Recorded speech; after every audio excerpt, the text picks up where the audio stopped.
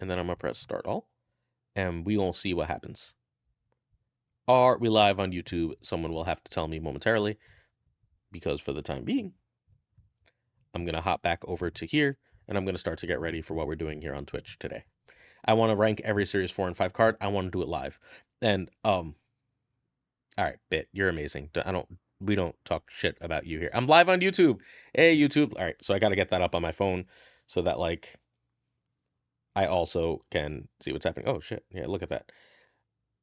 I cannot see myself on YouTube being live, but so, yeah. I have to figure out how to see my chat on YouTube since I am now live on YouTube, but I will figure that out momentarily. Yes, no, maybe. Sorry. Y'all have seen my videos. I assume if you're here, you've seen one of my videos and you know I am technologically unsound. It's telling me I'm live. It's literally saying live and then it's not showing shit. There we go. I am technologically unsound.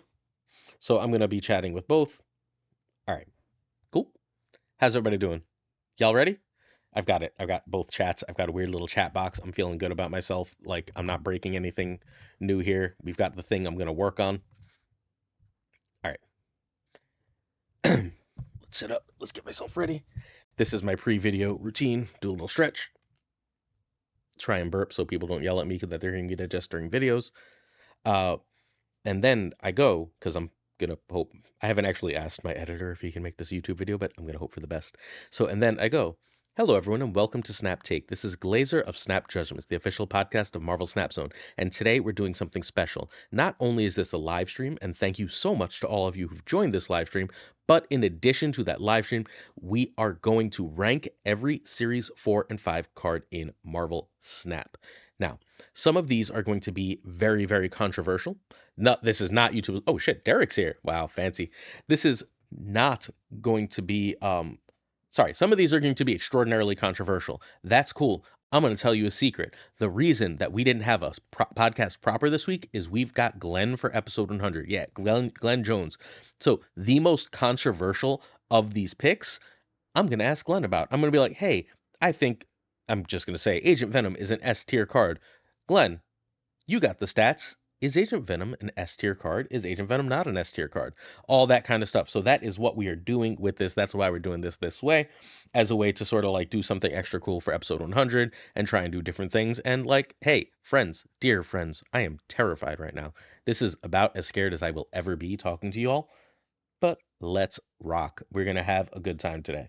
And thank you, Nova, for waiting, and everyone else. Wow, I don't even know some of your names. Hi, friends. All right, cool. We're gonna kick this off. Oh yeah, no. Whether I'm scared or not, I do things. I don't not do things because I'm scared unless it's like jump off cliff, right? Like fear is a reason to try things as long as that thing is safe. Fear is not a reason to run from things and avoid doing things, at least in my life. Okay, so we're gonna kick this off by talking about Agent Venom. Oh shit. Roy Rogers is on YouTube and mocking me, the famous podcast co-host. I am steering two platforms just fine, Roy. The second I click on Agent Venom and my Twitch chat disappears, I'm going to cry a little bit, but we know that's going to happen, so we're not going to worry about it. All right. Hey, Sasha. All right. So Agent Venom is the first card we're going to talk about, and I think Agent Venom right now has a serious claim to being the best card in Marvel Snap. Now, people are arguing right now. The big argument is, are they just trying to milk us for money by not nerfing Agent Venom while Agent Venom's the season pass card? I honestly don't believe so. I think Agent Venom just has a lot of synergy as a 2/4 that gives +4s. And as a 3/4, I think it's kind of probably like goes from being amazing to nearly unplayable. And I don't think they really, really want that to happen. Hey, it's King of Bros. What's up, bro? So I don't think they want to get rid of that sort of synergy of Agent Venom. I think that this is a significantly harder card to nerf than it looks like. This isn't Elsa where you just sort of change the numbers around. If Agent Venom makes everything 3 power, it's a card that you're probably not running. Those decks all stop existing. Yes, Space Worm God Emperor Roy is here over on the YouTube side of things. So I think Agent Venom is going to be an easy S tier card. I don't think that there's very much argument for it. I do think it's going to be nerfed, but I think the nerf is going to have to be more complicated than we would have immediately assumed. If anyone disagrees with any of these, I'd love to hear it, but I think we have a very, very easy S tier for Agent Venom. Hello, Spock. Hello, Jenksy. And hello, Labo, and many other people. This is way more people than I expected, friends. Thank you so much. All right. Next up, we're going to talk about Ajax. And, right. Exactly, Alloy. Great to unplayable at 3 cost. That's what I'm saying. So, Ajax is, I think, all right, I think content creators, myself included, did you a little bit dirty on Ajax, dear viewer. I think Ajax is the best of the big 5 drops outside of maybe Darkhawk. It's either Ajax or Darkhawk, and we'll talk about Darkhawk when we get there. There's so we've already got Ajax B and Ajax S tier. Ajax's power is that he is very, very easily splashable in multiple decks, right? There's bounce decks with Ajax. There's evolutionary decks with Ajax. There's all these mid-rangey shells with Ajax. There's pure affliction-y stuff with Ajax. There's a million different shells for Ajax, and in each of them, he is a lane-winning, gigantic, gigantic card. Of course, the downside is he's one of the easiest cards to counter. There was a point about 3 weeks ago in the meta, and time is a flat circle as always, so I don't know if it was 3 weeks ago or not. I have no synergy between my YouTube and my Twitch. I don't know what that means. Oh, is Roy just talking shit in multiple locations? I'm very upset about this. Damn it, Roy. All right. So I think Ajax is going to end up in A tier, but I'm not committing to that. There's almost I don't think he can be S tier. He's easily countered, and I don't think he's ever been in the best deck. I think he's been in one of the best decks several times, but I don't think he's ever been in the best deck. And I think S tier means that, like, oh my God, right? Like S tier is elevated. My S tier is going to be very small, but I don't think he can be B because, like, if we compare him to other powerful cards, maybe we'll lower him once we do a little bit more. But because you can just run him and another card in any deck that wants to do anything, I think he is an A tier card. I don't think he's broken. I don't think he like needs a nerf. I don't think anything else. He's easily countered, but he is absolutely excellent. Ooh, we've got a take from Good Freak that Gilgamesh is the best 5 drop. This is just straight up alphabetical order. I pulled this off tier list maker, Marco, because you've seen my videos, guys. Like, I'm not gonna fake guys, gals, non-binary pals. Not trying to gender you all, but I don't know how to do anything technological. I'm gonna make someone teach me how to make the chat stay in the right place so I can do things like this more often. Oh, I got an ad. Oh no, I'm sorry. I had to skip my own ad. Yeah, I don't know. I'm going with A. I don't think I can go up to S. I don't think I'm going to have, again, there will be like 2 S's by the time we're done with this. Newman is demanding that I stream more often, and I might just never stream again despite him. So just so we're clear, FaThorNewman took several hours last night to help me figure out how to do this. So how do I do more? All right, whatever.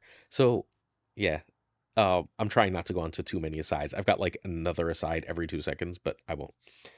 Next up, we have Alioth. Is Alioth still the best 6 drop in Marvel Snap? Chat, what do you say? Is Alioth still the very best 6 drop in Marvel Snap? Is there anything that's even close to Alioth as the best 6 drop in Marvel Snap?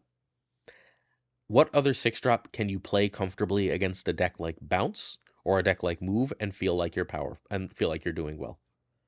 It is far and away the best 6 drop possible. Oh, thank you, Zotrix. Far and away the best 6 drop possible. Is it A tier? Why is it not S tier? Give me a single reason that this is not an S tier card. You have to have priority, fine, but you play it. So again, Magneto is an incredible card. I played a bunch of Scream this morning. I went and proctored the PSAT, or I did Hall Duty during the PSAT, and I got some dailies done in that time frame, and I had a good time. But I played a Scream deck with Magneto, and like against Bounce, Magneto feels so small. They're playing like all these things that cost nothing that do what Magneto does. That hurts. That's like really bad for Magneto. In a meta, like if the meta was Surfer for some reason, or like a bunch of mid-rangey stuff like it was last week when we had that little the Agent Venom claw deck, right? When we had that, I think that Magneto was in comparison with Alioth. But the second it's Bounce, the second it's Zoo, the second it's anything that wants to fill the board, I think Magneto really falls off. And Alioth doesn't just win in those matchups. Alioth changes how the opponent has to play those matchups. I think Alioth is an S tier card. And I know that that's a lot of very high tiers right now, but I think it's an S tier card. Hey, Kazushi. if you fall too behind, Alioth is too slow. So I don't think that's necessarily true. If you're playing Alioth, like in any of these, right? If you play Ajax with no affliction, it's a bad card. If you play Agent Venom and your deck is a bunch of like 5 and 7 power cards, it's a bad card, right? If you're playing Alioth, you're playing a deck that is built to get priority. And no, you're not going to always get priority, but like, hey, sometimes you're going to draw all your zeros in your Agent Venom deck, and sometimes in your Ajax deck, you're not going to draw your Hazmat and stuff. So like the downside has to be a really frequent thing for it to be a problem. There are a lot of people with Alioth brain. That is 100% true. But a lot of top players play a lot of Alioth at really high levels. Alioth should be a cube winner, especially when opponents don't know you have it. And when opponents do know you have it, good opponents have a hard time playing around it. Most good Alioth decks, at least in my personal opinion, tend to involve 2 6-drops. I always have trouble with the 1 6-drop Alioth decks, the 1 finisher Alioth decks, because the power for Alioth is in forcing people to determine which of those 6-drops you're going to play at the end of the day. All right, I'm going to throw Alioth into S tier for the time being, and again, I reserve the right at any point to go, oh, okay, well, that card means it's got to go down a level. Sorry, checking out chat. Okay. Annihilus was an S tier card, and now we have to have the context conversation. I was waiting for the right card to have the context conversation. If you listen to the podcast, you know we have a lot of top players on, right? So one of my favorite episodes we've ever done, we had episode 75, maybe it was. We had W and Lambi on at the same time, and we ranked the top 5 cards in each cost slot, right? So as they evaluated cards, Ava, oh shit, yeah, good point, Ava. Ava says that Alioth is good with decks that scale a lot of power. So W and Lambi, both 2 of the best players ever, 2 of the best deck builders ever, 2 genuine geniuses who are far, far above me. Honestly, above most of us. Maybe not Ava, but above most of us in terms of their quality of play in Marvel Snap, right? And they were unable to rate cards in context. They could only rate using power level. And I thought that was fascinating, right? So I started to try and adjust my thinking that way. But then a few months later, a few weeks later, I don't remember when, we had Butt and we had Husky Puppies on, and they were unable to rate them without considering context.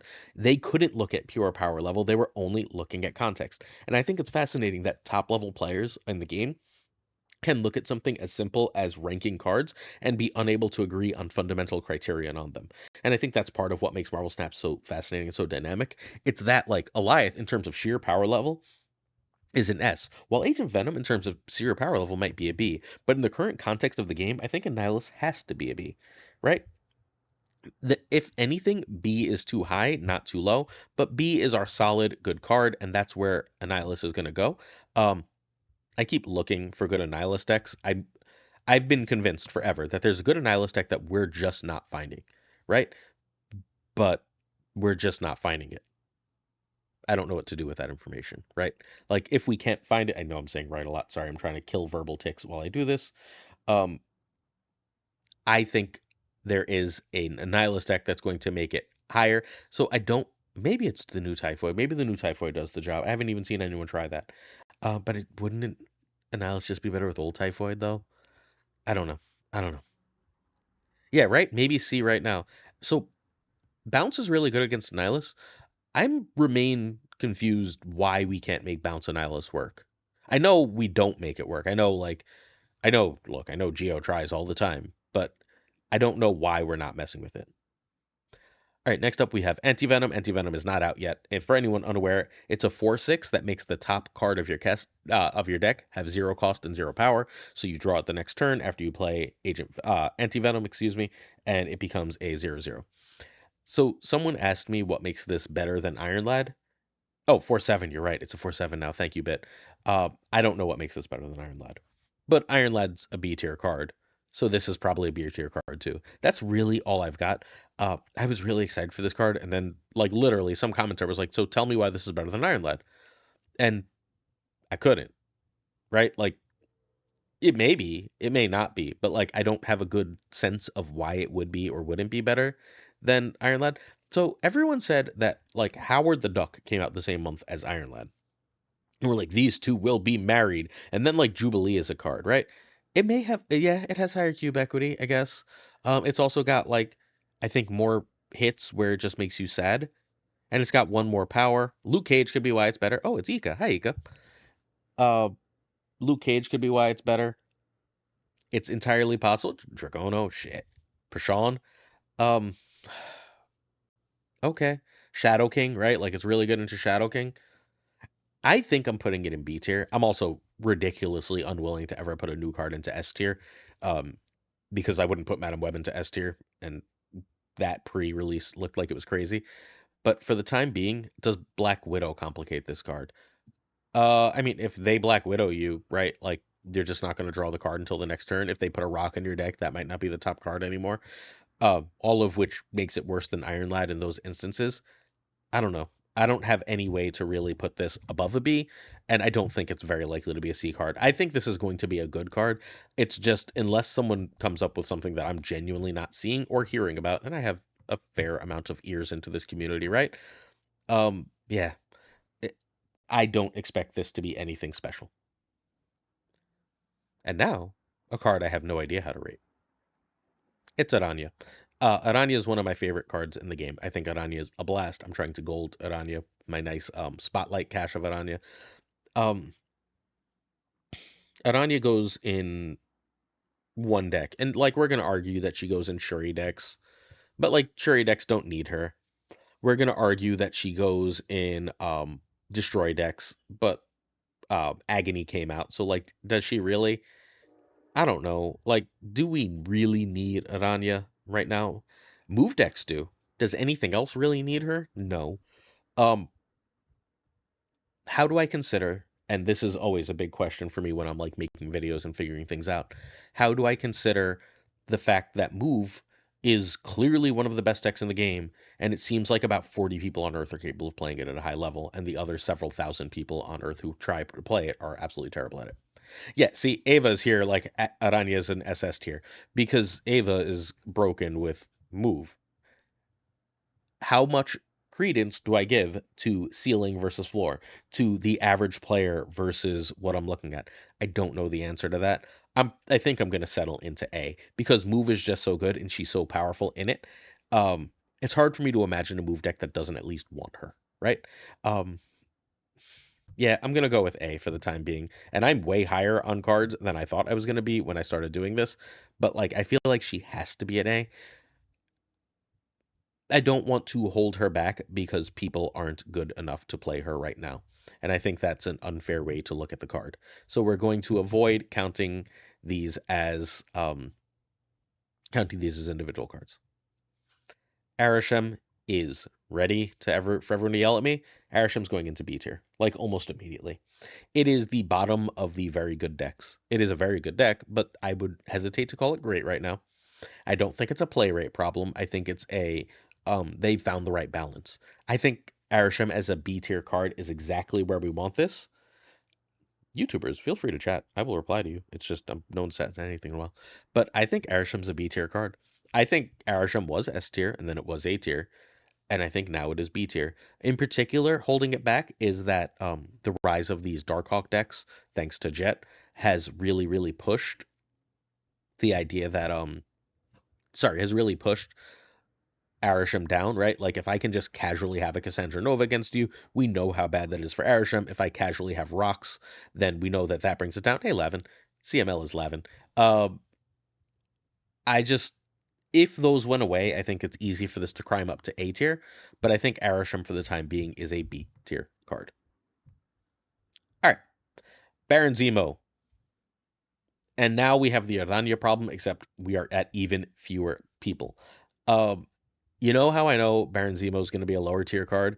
Because Ava loves Mill, and Ava keeps sending me Mill cards that don't bother to run Baron Zemo. It is like unlikely that Baron Zemo is that good if the favorite Mill players don't even bother to run the card.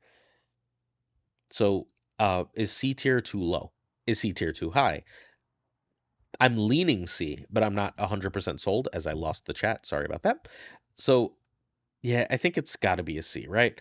Like, although in high voltage, it's an A, right? Like, we're not going to consider high voltage because that breaks our whole context, but I think it is a C. All right, the chat is unanimous that this is a C. All right, we are up to Beta Ray Bill. Beta Ray Bill is a card that's context will change in several weeks. King Etiri comes out, and I think Beta Ray Bill's entire context change. He becomes significantly better. However, for the time being, um, as the kids would say, or as the like KM Woody group would say, Beta Ray Bill is cope, right? Like he's just you're playing him because you want to play the hammer deck. No, he's C tier. Um, but he's not D tier. He's not bad, but he is clearly a card you play because you want to play some stuff, not because he's especially good in what you play him in. You play him because you want to play his deck, not because you're trying to win. C for cope for Beta Ray Bill sounds really good to me. All right, Black Knight's gonna be a B, so I'm gonna talk about why he's a B. I'm not gonna make you wait to see that he's a B. Black Knight's gonna be a B. Is Beta Ray Bill better or worse than Arishem? Beta Ray Bill is worse than Arishem. Like I think it's hard for. So I think with King Etiri, Beta Ray Bill could be as good as Age of Venom. I think it could go up to B. I don't think Black Knight is an A tier card. Because I don't think it matters in the meta. Particularly, I'm going to count context a lot because I think context is extremely important in life. I like looking at life through a contextual lens. Everyone in chat, we've got multiple chats. What's the best tech card in Marvel Snap right now? We're all going to say the same card. What's the best tech card in all of Marvel Snap right now? Yep. Pixelation says it with just some initials. We've got Lufku saying it. Buff Captain America saying it. King of Bro saying it. Shadow King. Shadow King is the best card. What card counters Black Knight? You don't have to answer. It's the same card, right? If Shadow King is the best card in the meta, and Shadow King is all over the meta, Shadow King is going to be this extremely played card, then Black Knight is significantly worse. Hey, it's Antron. Hey, Antron. Yeah, Cosmo does have a good case. Dragono. But because of that, in particular, Shadow King, which was buffed, makes Black Knight a B tier card. Black Knight is still very good, right? It still has a deck that is good, that is competitive. It's good. That Sarah Shell that exists is probably really solid right now. No one's really playing it, but it's probably really solid right now. But the best card, you know what? I'm wrong. If this is where the meta is, it's a C tier card. And I'm actually going to rank these a little bit within tier, or maybe I'll do that at the end. But I think it has to be C tier. If Shadow King is everywhere, how do you run this? Bye, Desnos. Thanks for joining. All right. From there, we're at to Black Swan. A tier. It's possible that I will talk myself into an S tier here. It's entirely possible that I talk Black Swan into being an S tier card, but for the time being, I think it's A tier, as I'm going to talk through why. How does Shadow King counter Black Knight? It kills its power, right? It kills his power, plus Killmonger is there, plus Red Guardian is there. So if you play the Shard anytime before turn 6 and they get the Shadow King on it, it's now a 0 power Shard. If you Killmonger or Shadow King off that Black Knight, you get it. Yeah. So Black Swan was a C tier. It wasn't D tier. There were some bounce decks that wanted it before. Right? There were some bounce decks that wanted it before. I think those were the worst bounce decks, but they were still like real decks. And like D to me means like this doesn't have real decks it goes. Yeah, Post American, they updated Shadow King so that you still can't Shang it, I believe, but you now can Shadow King it. And someone in chat can correct me if I'm wrong, because I'm not going to pull up like SnapFan or Marvel Snap Zone right now to check. But okay. Black Swan is, hear me out, the single most important card in Bounce right now. I don't think there's a card that is better in Bounce right now than Black Swan. However, if forced to, we could still probably play a tier 1 Bounce deck without Black Swan, right? Like, even though it's a snap condition, you get those 4/1s multiple times with it. It's just, I think it's absolutely incredible. The redundancy of Bounce and that it lasts for the whole turn, I think does make it better. I think Black Swan is A tier, and I want to put it in S tier, but that's wrong. So why is it not like I'm actually having trouble with my logic here. I know it's not an S tier card, but I don't exactly know why. You draw wrong. You hit beast. You don't hit monkey, right? Like these are all real things. I also have this like serious concern that we're doing bounce wrong right now by cutting Mysterio, and Black Swan is significantly worse if you're running Mysterio. If you're running monkey, I think Mysterio might be better than Wolf, and that's sort of what we're ending up dealing with. Uh, oh man, my YouTube people are barely talking. Sorry, YouTube people. I wish you would talk more. But if we had if we're not running Mysterio, Black Swan is the most important card in the deck. But it's just, how's this not S tier? How do you send me decks? You hop on either Discord. I have a Discord that I don't have a command for, but hey, y'all, someone in chat is in our Discord. Make an invite link and drop it in chat. Feel free. Or you message me on Twitter. I'm much more likely to see you if you join our Discord, though. So Mysterio is a big card to have to beat Juggernaut. Mysterio is a big card to have, like, just because a 212 is stupid power. Hello, Jedi Cowboy. I'm leaving Black Swan in A, but this is the first card I don't feel like I have any conviction behind. I feel like Black Swan belongs in S tier, and I think I might be anchoring based on how bad it was for so long. Yes, if you do need Black Swan by turn 4, that is fine. But like that's a you need Alioth on turn 6 specifically, right? And it's got to sit in your hand. And like Spider-Ham's a card and discard. Like you need Agent Venom earlier is better. Agent Venom by turn 4 or 5 is kind of useless. And then you end up sort of messed up there. So like that's the case for almost every card. Like Aranya at the end of the game is useless. Ajax without enablers is useless. Everything has context that can otherwise make it dead. Um, at least everything we've talked about so far. I'm not sure if it's entirely true that that's always the case.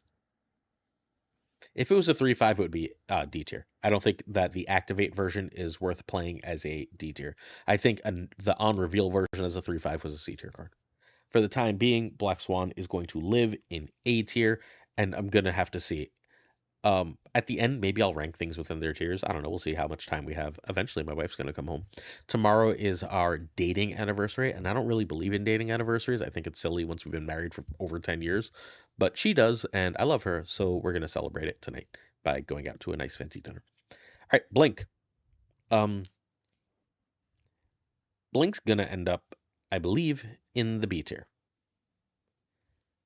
I'm currently farming Agent Venom, and Black Swan says, Goat Seeker. How are you doing that, Goat Seeker?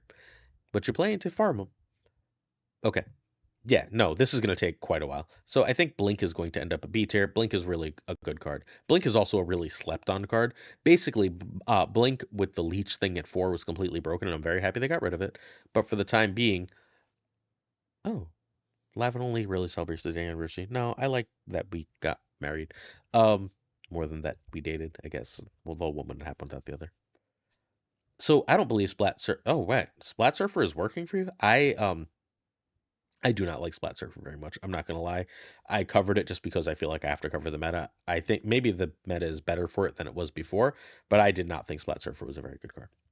Blink is a very good card, but I cannot put it above B. It is too limited right now, despite where it was. And hey, if you want to play Blink, I can find you a Blink deck. You should message me at some point. I have a deck for almost every card. I'm going with B tier for Blink, and then we're gonna go to Blob, and Blob is a C. I don't actually have all that much to say about Blob. Blob is a very, very simple C tier card in so far as interesting. Blob is a very, very easy C tier card insofar as it goes in exactly Arishem and it's not really required there anymore. Can I revert Blob to 15? I mean, probably. It's not my type of card, so I'm not like sad that it's gone, but I'd rather they just do something to make Thanos good than they fix Blob, but Blob is not a card that really exists right now. Speaking of C tier cards, it's Kyra. Kyra is not a good card. Even in Killmonger metas, I don't love her. I know a lot of people run her. I know a lot of top players run her, and I just think she's very overrated. Um, Glenn came on the podcast a year ago and said, I like questions better than answers over and over and over again. He said it like constantly. I build the game so that questions are better than answers. Okay, there's no way Kara is a B card. There's just no way. Like, she's not required in Zoo. Like, she's not better than Cosmo. She's not better than Shadow King in Zoo. And that's where you would want to run her. And then most other decks can't run enough 6-drops to really need her. She can win you some locations. She can win you some games. She's she's a card that you're not like when I see Kara, I'm not like, oh, this player is bad, but I'm also not like, oh no, what do I do now? Right? I think that's a C tier card. It's a fine zoo card. It's a fine idiot deck card, and if you must, you can play it in Thanos. If she was 3-5, I think she may go up to B tier. 3-4 is really low right now. The difference between 4 and 5 is humongous. I'd rather retreat versus destroy decks here and there. Yeah. In a tournament, maybe Kyra's better, right? Or a conquest run, if anyone still does those. I think that she may be better. But on ladder, just like you don't see enough of the things that answer her most of the time, that she answers most of the time, to the point where you can't just say I run for one when I see destroy, they snap me. Yeah, she's a 3-cost tech card. Yep. I could see her as a D tier. I think she's closer to D than she is to B right now. Cannonball. Okay. Cannonball is going to end up in B tier. Printing Cannonball sort of ended up with like 6 cards being nerfed, right? Like all that junk stuff without Cannonball is fine, but Cannonball's what really puts it over the top. That Professor X stuff was in existence forever and it was powerful, but Cannonball is what pushed that over the top, right? Cannonball is incredible, but everything Cannonball works with, more or less, has been nerfed out of existence, except maybe like debris. So Cannonball has to end up being a B tier card, but on sheer power level, Cannonball would be an A. So I don't want Cannonball in my Scream decks. What Cannonball's power isn't just moving cards, it's destroying cards. So like I run Cannonball and Scream, right? But like that's not the purpose of Cannonball. He's when they clog and I can steal a big thing. I don't know. I just don't think he's got the right cards to work with him right now. I'm going to throw him in B tier. Cassandra Nova is not an easy card to rate. Some of these are. Like, I didn't actually have any trouble with Cannonball. I didn't actually have much trouble with Kyra. Cassandra Nova is hit really hard, and no one has actually bothered to really, like, think this through yet by the Rock Slide change. I think the single card that is most affected by the Rock Slide change is not Darkhawk, it's not Korg, it's not Black Widow or anything else. I think the card that is most affected is Cassandra Nova. Because what you could do reasonably often was you can go Rock Slide on 1 or Rock Slide on 4, and then you can Korg on 3 into Cassandra Nova, and then you would just have this really, really big body. That was a threat for the whole game. Is Cassandra Nova as good as Black Swan or Naranja? No, right? But it's better than everything we have in B tier right now, except maybe Cannonball. Better than B, worse than A, I think is where I land with Cassandra Nova. And I'm not sure whether that's going to be like an A- or a B+ for me at the end of the day. So, what do I want to do? Where does this go? If Cannonball's B, she's B. I could see that. So, how much am I considering Jets Phoenix Force list? How much am I considering the misery combinations? Because I think they push her closer to A. But that's not those decks' main game plan. She's a B. She just falls quite enough to a B+. She's the backup game plan in a lot of good decks, but she is still a backup game plan, which to me says B. Hopefully that makes sense to everybody. All right. Copycat is amazing right now. Okay. Shit. I don't think I've updated my thought process. Let's actually update a thought process now. So she's not an S tier card. Copycat is not an S tier card. Copycat was close to an S tier card literally before I lost the name of this card. Somebody named the new bounce card for me. Toxin. Before Toxin, Copycat was an S tier card. But Copycat's not that great against bounce. I don't know if you've played that matchup enough with Copycat, but it's fine against bounce. Like, it's not a bad card against bounce. It's not a bad card a lot of the time. Yes, that's Mistress Clutch, thank you so much, because I literally remembered the name of Toxic by singing that song in my head. Otherwise, I have no hope. I don't know why that refused to stay in my head, but that's where we live.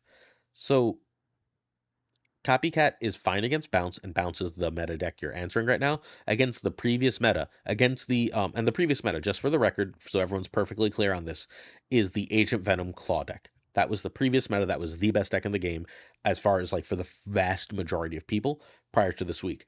And Copycat was incredible against that. Copycat was incredible against Move. Copycat was incredible against everything people were really playing. But caveat, caveat, caveat. Um, that's not what we're trying to counter anymore. But there is still enough of that to counter. She's good enough to be an A. I think she's probably the best in slot, like generically good 3 at this point.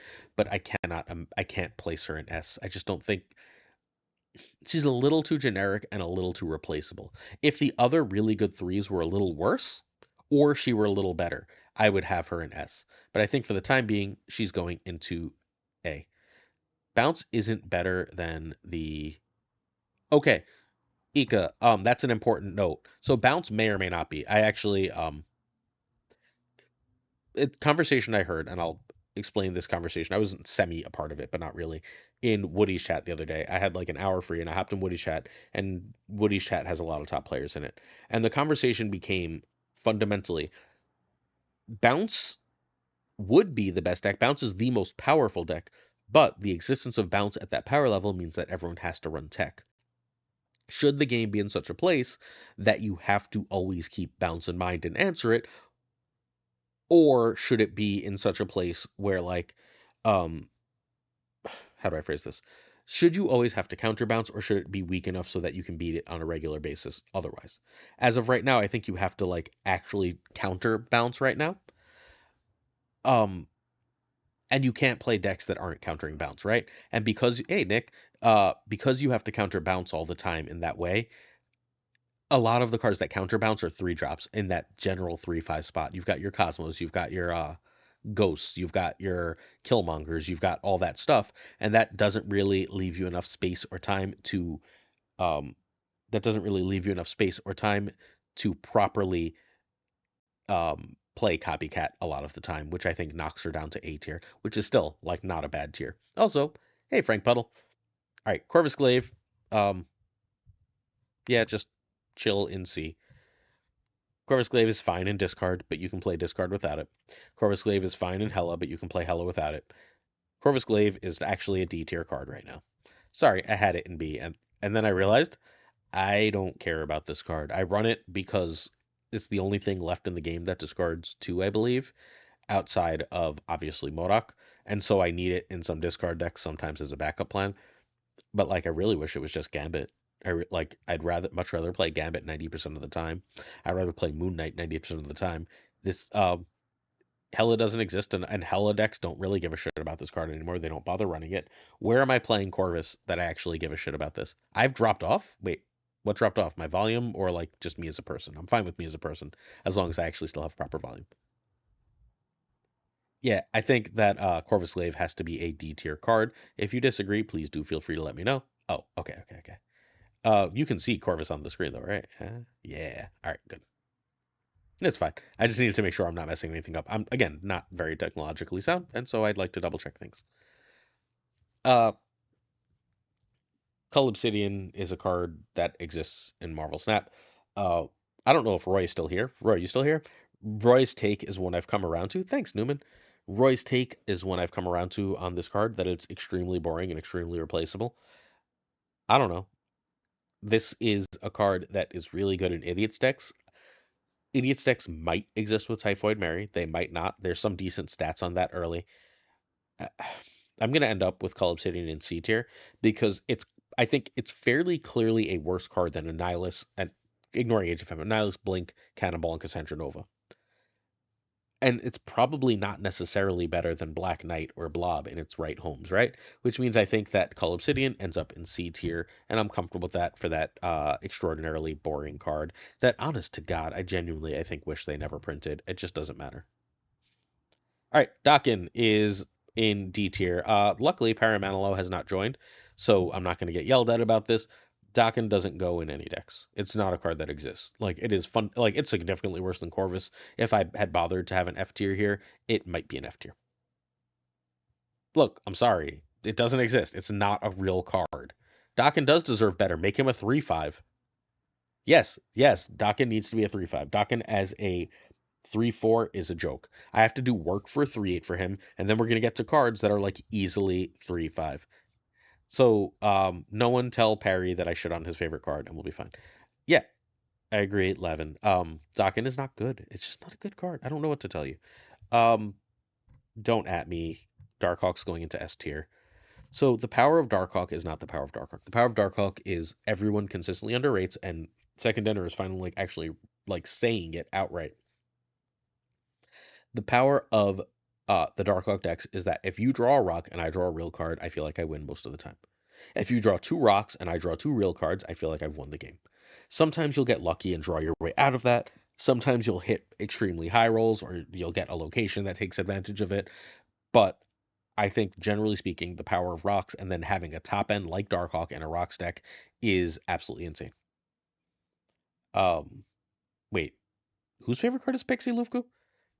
Not the Perry Manilow. I don't believe you. So, but Darkhawk is S tier. I think if I had to pick a best card in the game over the past year, I would pick Darkhawk. Like Darkhawk since his release has been the best card in Marvel Snap. Ah, he's lying. Liars.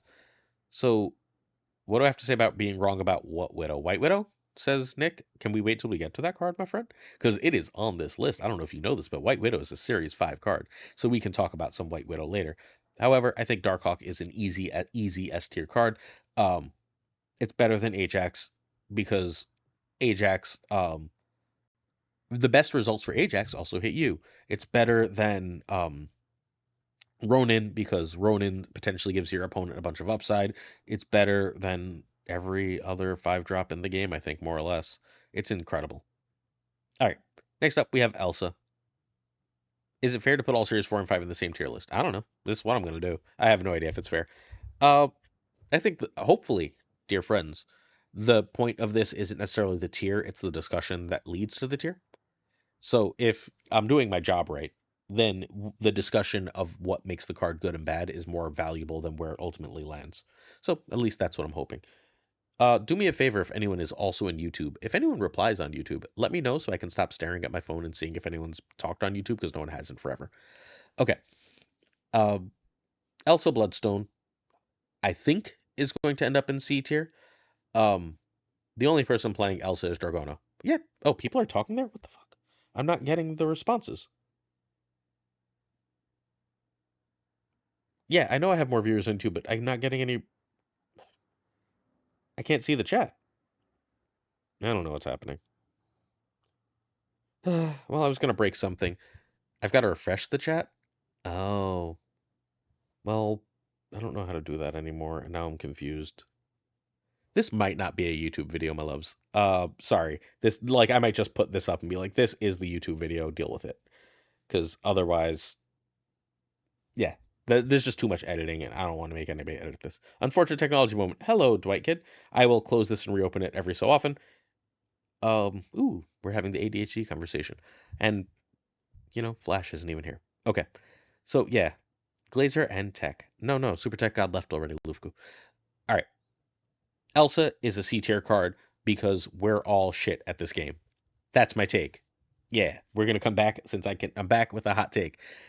Elsa should 100% be B tier. That card is really good. It's really consistent, and no one but Dragono bothers to run that card. Elsa's very, very, very good, but does not ever like. Yeah, I'm gonna have to close and reopen sometimes YouTube chat. I'm so sorry. I was not ignoring y'all on purpose. Um, and thank you for watching on YouTube, on which I'm already monetized, unlike Twitch, which I will, I guess, have to figure out how to monetize. I don't know how any of this shit works. But Elsa is great. Elsa is incredibly powerful. Every time I feel an Elsa deck, I feel like she's incredibly strong. And then no one plays Elsa, and I cover all these decks, and no one ever bothers with Elsa. I don't think Elsa can be a 2/2. I think Elsa as a 2/2 is utterly broken. Um, but she's great. In the right deck, she's great. Have you heard about our Lord and Savior restream? Nick, can we not act like I know anything, please, my friend? See, Mastered Chops knows the deal that Elsa is great. We've got a lot of solid and consistent comments on the YouTube side. She's better than that. Like, she represents almost always a, 311 in stats, and that's great. I think a 2/2 would be busted. I could see her as a 2/0 maybe, though. But either way, a 3/3 is not it. But, I don't know if Dragono is still here. If Dragono is still here, Dragono, you need to tell us, like, how you make Elsa work all the time and no one else does. I like bounce and have Zabu, but I want cashes later. Should I cash in anyway?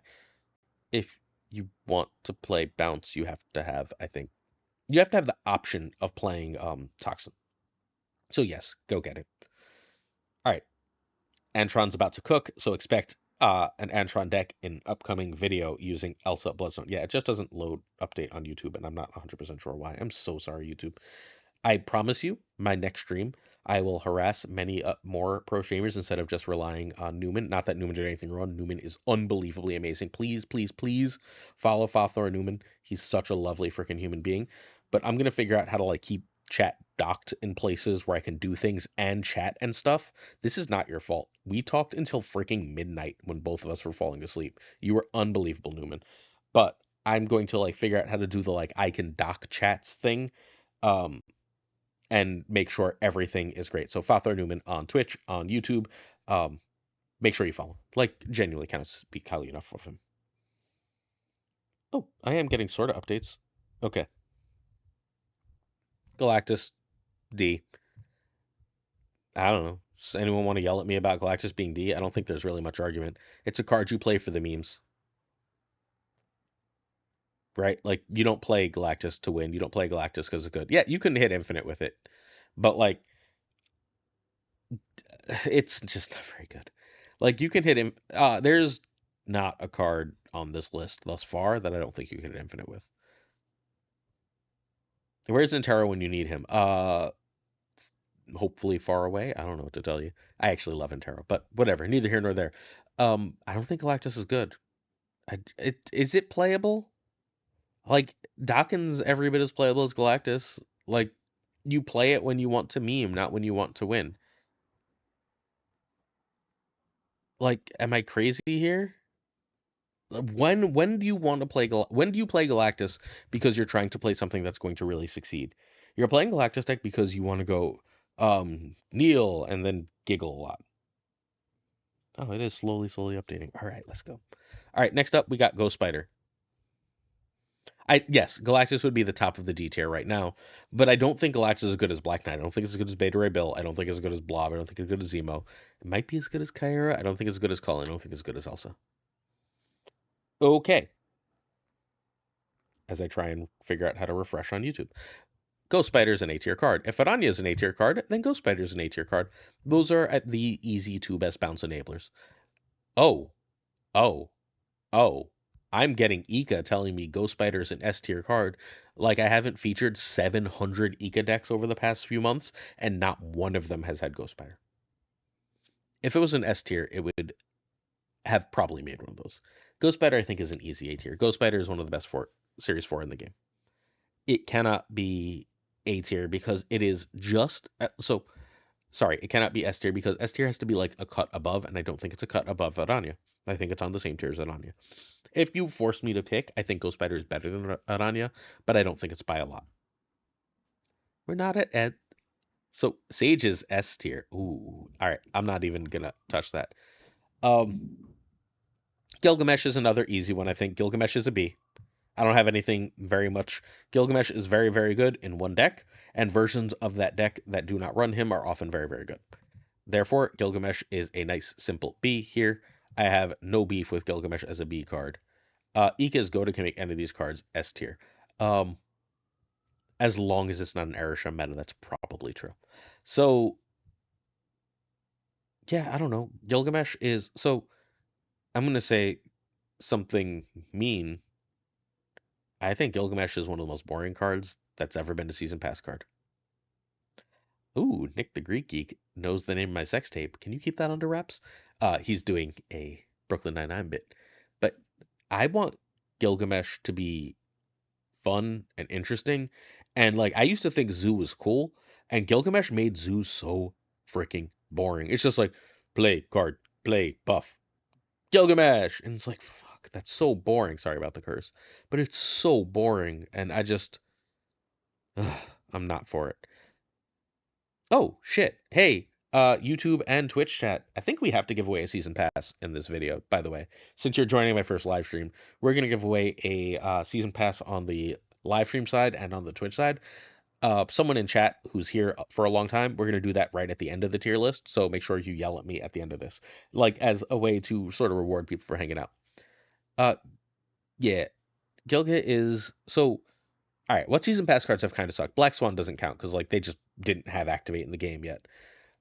But is Gilgamesh the most boring season pass card ever? Might be, right? Okay. Gladiator is probably a B tier card. It's too good for C. Nimrod, what about Nimrod? Oh no, it's cooler. Like Nimrod is really cool.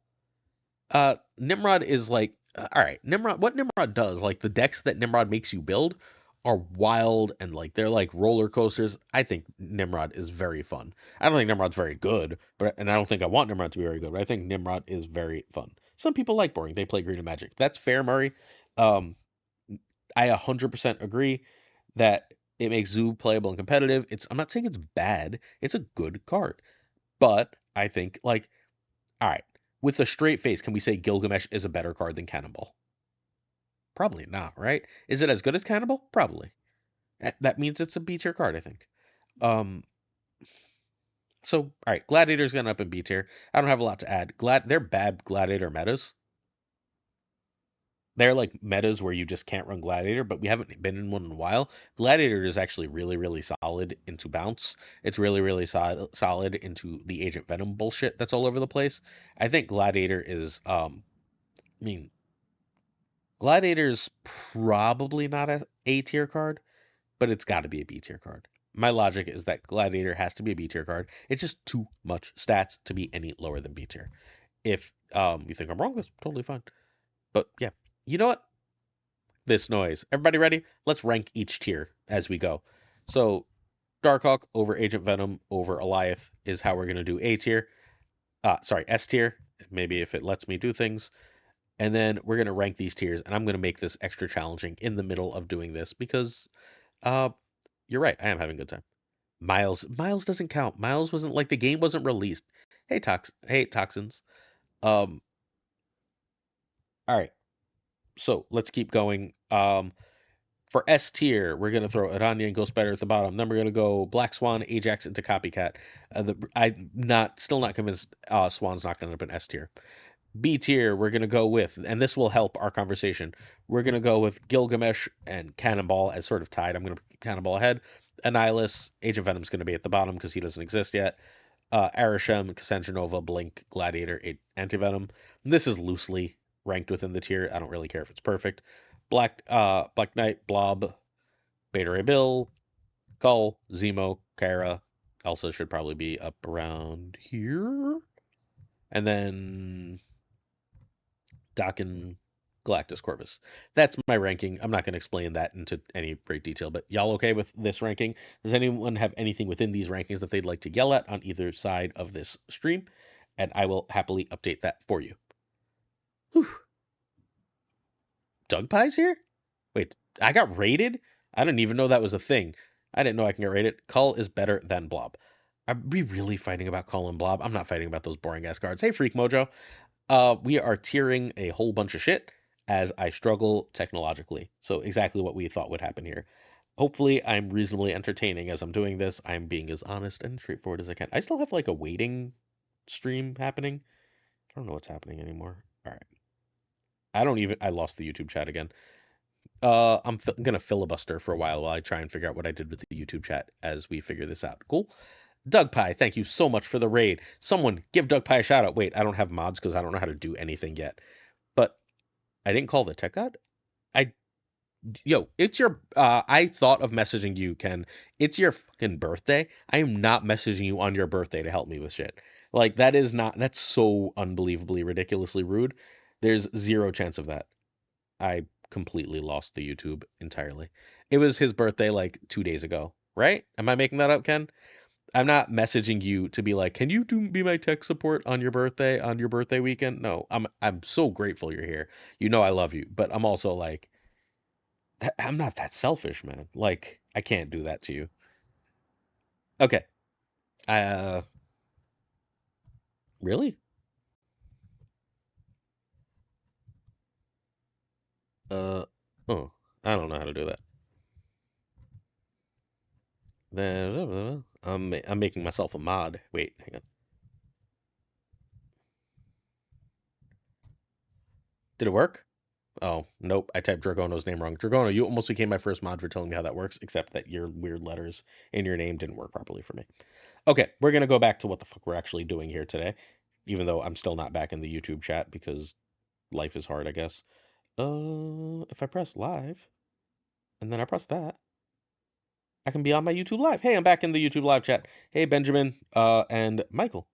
So, all right, Grandmaster is fuck. I don't think I actually considered that Grandmaster was gonna be here. Grandmaster is gonna end up in B tier, and like this is the probably gonna be the biggest climber from the last time I did this with who did I do this with? Docty. So last time I did this with Docty, we'll figure it out later. I'm not trying to like we'll raid some shit later. It's fine. So I think Grandmaster is a B tier card. Grandmaster is like the glow up. Grandmaster is the she's all that of Marvel Snap cards. Like very little has changed in this card. It is not the numbers on this card that have suddenly made it good, but Gladiator is good. Gladiator is not Grandmaster is not better than Gilgamesh. Grandmaster is probably better than Blink, and that's about where I'm gonna go with that. But I think Grandmaster is going to be awesome with anti-venom. That's 100% true. Like it's just a good card. They're gonna just so you're all aware though, they're gonna nerf Black Widow soon. Mentally prepare yourself. Thank you, Dwight. Uh, so I think that it is real likely that Black Widow gets re-nerfed. Grandmaster, a huge jump in the fall of White Widow. Yes, very true. Um, Grandmaster is also really good. The card that made Grandmaster better is Misery. I think. I think Misery coming out is what made Grandmaster be really good. Yeah, nerf Black Widow, buff Darkhawk. I'm all in. Sounds good. You're due a free season pass, King Cow Cat. You know, King Cow Cat is also completely full of shit. I'd like my dear chat to know because King Cow Cat has won a season pass and refused to claim it because he is my favorite troll in the game. Actually, he's tied for my favorite troll because JD Mac exists as well. All right. Next up, we got the Gwenpool. She's not lower than A. Kenny Loggins of the Danger Zone.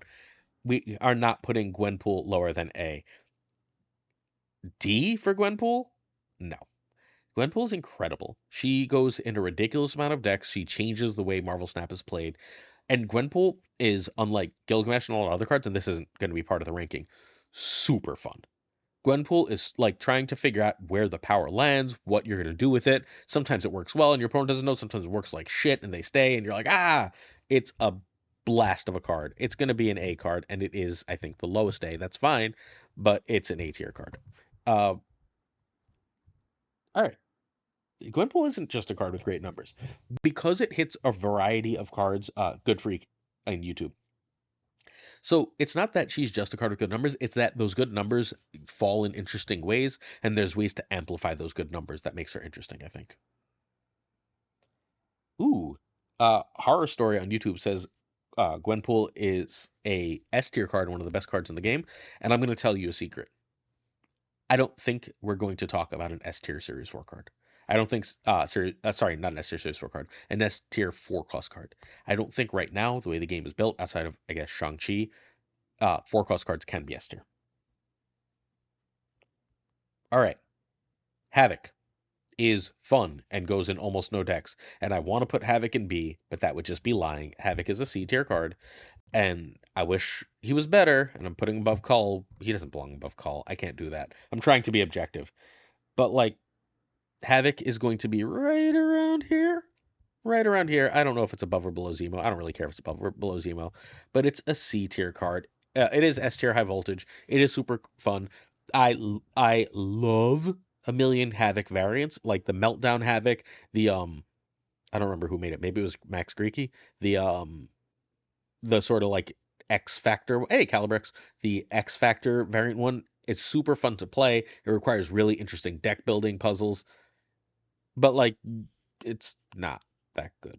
It's a good card. It's just not that good. Below Zemo, says Michael. All right, cool. Michael, you win. I don't care. Sure, great. I'm gonna do what you said, Michael, because you are the only person that had a strong opinion on it, and I don't for this one. And I'm not known for not having strong opinions. The Gala one is great. Yeah, no joke. Havoc is an amazingly designed card. If only he was ever as cool as Cyclops. All right, Hercules is going to be in C tier. Above Zemo. Oh no, I'm getting yelled at above Zemo. I'm not fighting about whether it's above or below Zemo. We can look at this at the end. Hercules is going to be a C tier card. I think it's probably the top C tier card because it's the only one in a tier 1 deck that we're looking at right now. But it is the freaking hardest card to play in the game. I think that 2-1 say above Zemo. Can we fight about this later, Kenny? We don't need to fight right now. Stay in the danger zone. Okay. I think Hercules is C.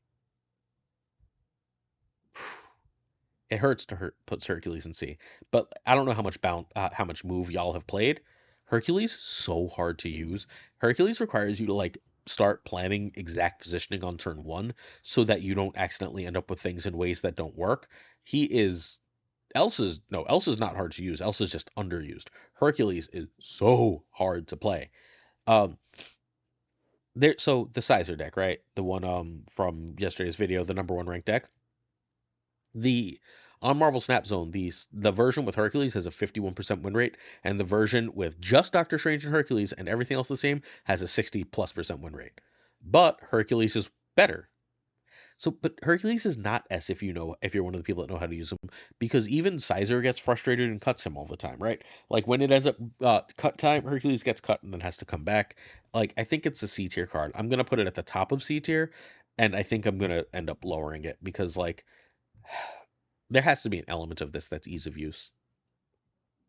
All right, I'm gonna sniff in. I'm starting to get a little stuffy nose. I'm so sorry, everyone.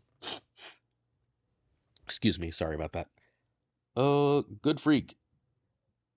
Yeah. The Hercules that your opponent can use your Hercules really does keep it down. Yeah, I don't know. Um, Move is so much more fun when everyone's not playing Move, though, y'all. Like when Move was the new card, it was like a disaster to play. I hated playing Move mirrors. Move mirrors are some of my least favorite mirrors in the game. But now at least if your opponent's just got like a Jeff and they move it, you're like, all right, whatever, next.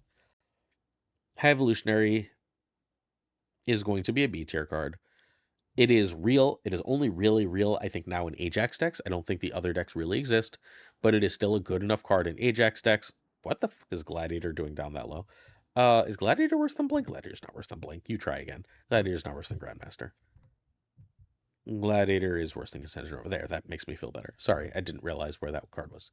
Uh, Haivo's a B tier card, right? Like it. Yes, you can use it with Abomination. Yes, you can use it with Cyclops, but you can't use it without Ajax, I don't believe. I think every time I play a High Evolutionary that doesn't hit an Ajax, it feels like not real. So is that High Evolutionary being real, or is that Ajax being real, or is that some combination? Herc isn't in moves. So it's in the best move. It just is. And the best move has changed because Storm changed the best move. By the way, I don't think Derek is still here. If he was, he that sure hasn't said anything. Derek broke Storm already, so I'll have that deck in tomorrow's video. So all the people that were like, "You killed Storm," and it doesn't seem like it because Derek climbed like a bajillion snap points immediately with the new Storm. Oops. So all right, this is mostly for current meta Ezla. Oh, hey Ezla, I know you. So this is mostly current meta stuff. Thank you. Hey, Unfit Parrot. Hey, Lanumi. Yeah, I agree, Lanumi. I'm gonna read Lanumi's statement. I really like it. It's a perfect B tier. It literally enables new viable playstyles will rarely be played or matter himself. I like it. It's a B tier. Where in B tier? Above Gladiator feels about right to me. I don't think it's better than Cassandra Nova. Like if I had to buy one and like I knew I could build a deck, I'd rather have Cassandra Nova. Yeah, the Storm Dooming seems certainly premature. I've got a bunch of cool decks for tomorrow. I've got to look through. I was out last night, and I've got a bunch. Someone just messaged me on someone. Oh no, I don't care about that. Sorry. It's a work-related text, and we're not doing teaching texts on Saturday. Okay. Oh, thank you, Unfit Parrot. So yeah, if you haven't, I'm not gonna make this its own YouTube video, but I will leave this saved so that you can watch it, and then Nick can yell at me about whatever he said earlier. Nick the Greek Geek can yell at me about whatever he said earlier. Okay, I'm not allowed to put Hitmonkey in S tier because it's one of my favorite cards, right? Like that's not what we're doing. Look, I love Blink. Blink is a card I really enjoy. Michael, someone just, oop, hang on, someone just knocked on my door. Hello? Hi, I'm good. Sorry, doing a video. No, it's okay. No, it's okay. Do the thing. Hi. So, wait. Hitmonkey is not S tier. Hitmonkey is also not B tier. Hitmonkey has to be A tier. It is the big body that makes bounce work, even if it's not a required big body, right? Um, that's not my wife, but thank you. That's the cleaning lady who usually comes in the morning on Saturdays, but is here a little bit later. She's a wonderful person and a friend of my wife's. I don't know where my wife is. She said she was going to run errands and then disappeared. I worked all morning. Apparently, I also scheduled a bunch of shorts today, and I don't remember doing that because shorts keep popping up as things that are happening in my life. Okay. You did not waste your tokens on Arishem. Arishem is still a very, very good card and very fun to play as you get more and more cards. However, please, if you can afford it in any way, shape, or form, if you play this game at a serious level, buy the season pass. It is so important. So I'm going to talk about cleaning for a moment. So I hate chores. I think one of the main purposes of money is to be able to have things happen that you don't especially want to do. The other is to try and help others and make life good, right? So I had always had a person that I paid to clean when I started teaching. My wife was like, "You don't want to do that," and then so she cleaned for the next bunch of years. Wait, you're 14? I mean, that's a really good reason, Buff. Um, well, then hopefully you'll win one because I don't know how many people here need to win one. So after a while, like we got married, and she was like, "I don't want to spend my Saturdays doing this." I was like, "I agree." So went back to it. So just life tip: if you really hate doing something and you can actually afford not to, then you try not to.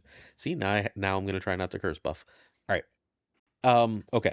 We are on Hitmonkey, and Hitmonkey is an A tier card. It is not better than Copycat, but it is better than um Aranya and Ghost Spider. I think that Hitmonkey is the key bounce card. Wait, act what? I don't know what Eslo said, but whatever. Do I think the new season pass plus thing will be good? I think it's gonna be good. I think the new season pass plus is gonna be good. They're not gonna like the season pass is their big value thing. It's how they make their money. I don't think they're gonna mess it up. All right. I don't know where I'm putting Hope Summers at all. Can I tell you why Copycat is good? Sure. I can explain why Copycat is good. Anubis and Nibius. Sorry, I don't know how I'm saying your name, but we're going to go with I can explain it. So, what Copycat does is two things. First, it gives you information on what your opponent is very unlikely to draw. That is an extremely powerful thing.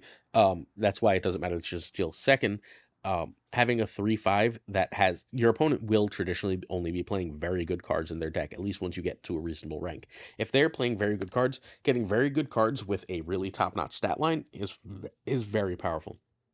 There are very, very few cards that are as good as Copycat as handling into various problematic metas. All right. Hope Summers is better than Elsa. Hope is in one of the Hope is in what is this name? The Cook. Barzy's not here, so I can say it with the appropriate amount of sarcasm. I hate that name, Barzy.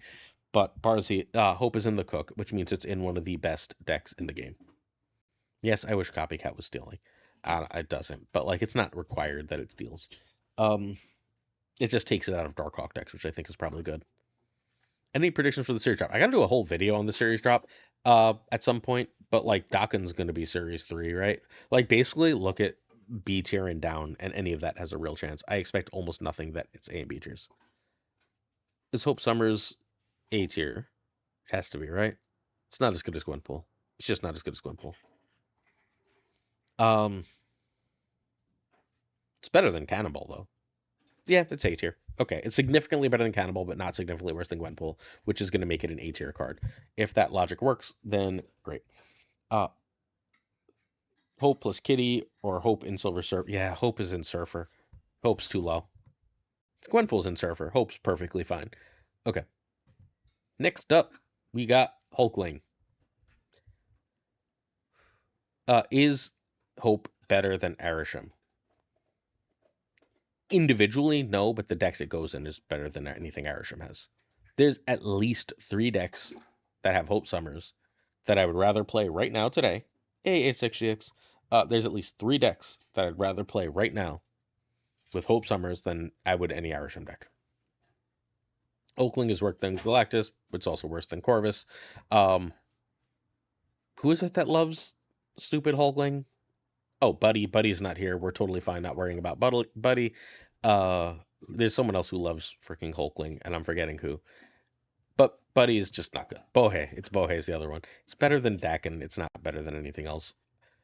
Like, eventually they just have to make it the 5-drop that it should be, right? It's one of the worst cards. It's not one of the worst cards in the game. That's not fair. It's a perfectly playable card that you have no reason to run outside of memeing. The D tier is like, I'm running this because I think it's fun to run this, not because it has any real reason to be in this deck to win.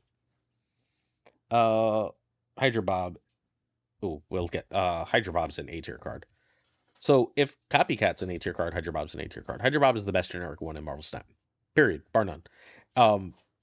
Okay, I take that back. Cause Silver Sable, fuck. It's gonna be B tier. Cause Sable exists, right? The existence of Silver Sable and the existence of Nico means that Hydra Bob has to be in B tier. However, it is the top of B tier. It is the best B tier card we've talked about because it's the only one that has an argument for A. Hydra Bob is amazing. This card is excellent. If you have it, like, all right. One of the reasons Copycat is so good is because she's a 3/5 who gets a good ability. Hydra Bob says, I can just play this as a 1/5 and then just get that ability, right? That power, that ability makes it a must play. Like a must play if you own it. If you have Hydra Bob, it goes in decks, right? There, that's it. Also in B tier is going to be Iron Lad. I'm going to put Iron Lad at the bottom of B tier. We've got a couple okay Hulkling decks. Hulkling was also really good in Voltage. People didn't play it because people don't own it, but it was really, really good in Voltage. I mean, Hydra Bob Better Martyr isn't even close. Hydra Bob is like great. It's like a genuinely great card. Why is Blob C tier, says Don? Blob is C tier because it goes in Arishem, and Arishem does not need it.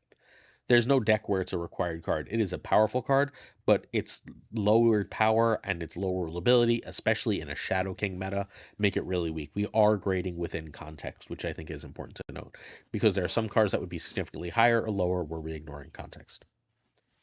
All right, Iron Lad ends up being in B tier. Iron Lad is very, very good in Patriot style decks, right? But it doesn't have many other homes. It's possible that the rise of Agent Anti-Venom means that we will play this in those decks. It's also in Tribunal, I guess. But given that that is not a real thing right now, I'm going to keep it into B. Yeah, if you get here late and need a quick primer on what anything is. Speaking of D tier cards, it's Jean Grey. Jean Grey might be my least favorite card in Marvel Snap. I hate this card, like massively hate this card. It's worse than Hulkling. It's better than Dakin. And most people are going to yell that Jean Grey has been better than Hulkling in the Fast. What series 4 is best after Hawk? I don't know yet. As of right now, it's Hitmonkey, but I don't know if that's going to be the case. The reason we're doing this is because I haven't done it in a while, so I need to think it through. It's necessary. So Iron Lad is played, right? Like, Crazy has been playing the Tribunal deck that runs him. Oh, fuck, it's Butt. Hey, Butt. Oh, I'm trying not to curse. I'm sorry. Hey, Butt. Hydra Bob. Blah, not Hydra Bob. Yeah. It shouldn't be above Blink. All right. I'm actually struggling here. Iron Lad or Blink. I think for the time being, Iron Lad is better. It's in better decks for the time being. You can duplicate any card you want. It's good. Yeah, I just don't like 4-drops. I think a lot of this is 4-drop is a really, really bad cost. Like, I think 4-drop is actually a problem in Marvel Snap with how bad it is. I'm moving on from that. I'm going to talk about Jean. Jean is a 3/5. It's better. You can stat Jean up to being a good card. So we'll come back to Hydra Bob in one sec. So Jean is fundamentally terrible into the metagame right now, right? But chill, one at a time. All right. Sorry, Butt is questioning things, and I will answer momentarily. So, mental rewind. Jean is absolutely terrible. She is fundamentally a card that will win you games into very awkward and rare metas. Marvel Snap is almost always a game that has a low a bunch of low-cost decks running around, and then a few high-cost decks that can compete. And in those situations, Jean is great if it's only a few high-cost decks, but they're rare enough that she doesn't matter. I just hate Jean. I hate Jean. Okay. Um, Hydra Bob A tier. So I consider a big portion of what tier a card lands in to be how replaceable it is. And while Hydra Bob is absolutely incredible, Silver Sable, Nico Minoru, there are ways to play around without Hydra Bob without fundamentally losing the power. My big counter to that, and yes, I'm going to counter argue myself, is that Copycat is yet another card that should be. Gene did see play in War Machine, but like it was bad. Those were the worst War Machine decks. Uh, but Hydra Bob is a card that, while very good, is fundamentally something that you can replace like 6 different ways without losing more than like a very low percentage more of games. Is Darkhawk still good? I don't know. The people I've spoken to seem to think Darkhawk is still good. Sizer thinks Darkhawk is still good. Jet thinks Darkhawk is still good. So I'm going to go with yes until proven otherwise. And you missed this conversation, but I think the ultimate power of Darkhawk is not in Darkhawk itself. It's that it forces you to run the package where you get the only real card advantage Marvel Snap has, where you draw real cards and they draw rocks. If you draw real cards and they draw rocks, you win the game, and then you just get this big top end as a nice bonus. And maybe it's not fair to count Darkhawk's package, but I don't know how we talk about it without that. And now we're on to Jeff. Jeff is fine. Is Jeff above B tier? I don't think Jeff can be above B tier, right? As powerful as Jeff is, substitute. Oh, yeah, your substitute for Jeff is Kate Bishop, who's going to be an A or S tier card. Jet is insane, but he's also brilliant. So like, all right. So Derek is insane. Barzy is insane. Like a lot of the top players are completely freaking out of their minds, right? Like they try weird shit, and that's how they come up with such creative shit. No, Jeff is going to be B tier. I can't say Jeff is better than Hydra Bob, right? Like, and that's going to be our baseline. The top of that tier is what I'm going to have to say is better than. And I don't think it's like even close to being better than anything in A tier right now. So I think it has to be in B tier. King tier, sure. We can love Jeff all we want. If I put Hitmonkey in A tier, I'm going to try and be objective no matter what here. A couple of metas ago, he would, yeah. Jeff would have been S tier. Jeff was the best card in the game for a while. He's just not anymore. Jeff is somewhere around here is where I'm going to put Jeff. Jeff is where he was not before, a fundamentally replaceable card. So, are you insane, but yeah, I guess I've seen enough of your brews. You never want to share your like completely crazy brews with the channel though, so everyone doesn't know you're insane. Like whenever you have like I have this weird thing, you're like, but that's not good enough, don't share it. Like you got to just let me share the crazy things. I shared the Jet discard thing, which is like the most fun deck in the world. Is it good? But it's the most fun thing in the world. Okay. Kang, did we have to? Kang's D, leave me alone. It's the worst card that we're going to talk about. All right, ready? Kate has to be S tier, doesn't she? She's utterly unreplaceable on like 17 different shells. Yeah, I'm not talking about Kang. But like, can someone explain to me? I think Kate's extraordinarily underrated. Let's start there. She fits in way more shells than she doesn't. Kevin Bacon. Hey, Kevin Bacon. I don't know. Kate Bishop is incredible. I also hate that it's a giant Hawkeye, and then everyone has to call her Kate Bishop. It's really annoying. I think Kate's S.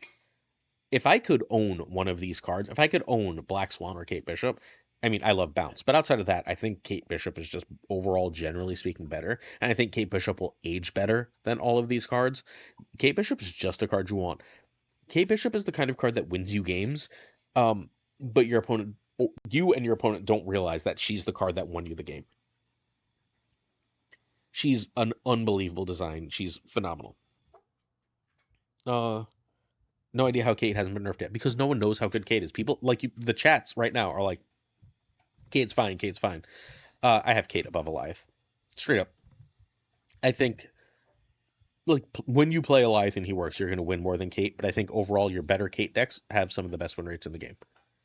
Like the move arrow just has a million different fundamentally powerful things to do. The Hawkeye arrow sucks, but the Ant-Man arrow is often very good, and obviously she makes one of the best one-drops in the game. So she's incredible. Yeah, just leave her alone. She's a brilliantly designed card. She is fundamentally why Jeff is B tier. If she didn't exist, I think Jeff would still end up being an S tier. Kitty Pryde has to be an A tier. I don't see any argument that she's not. She is the ultimate enabler.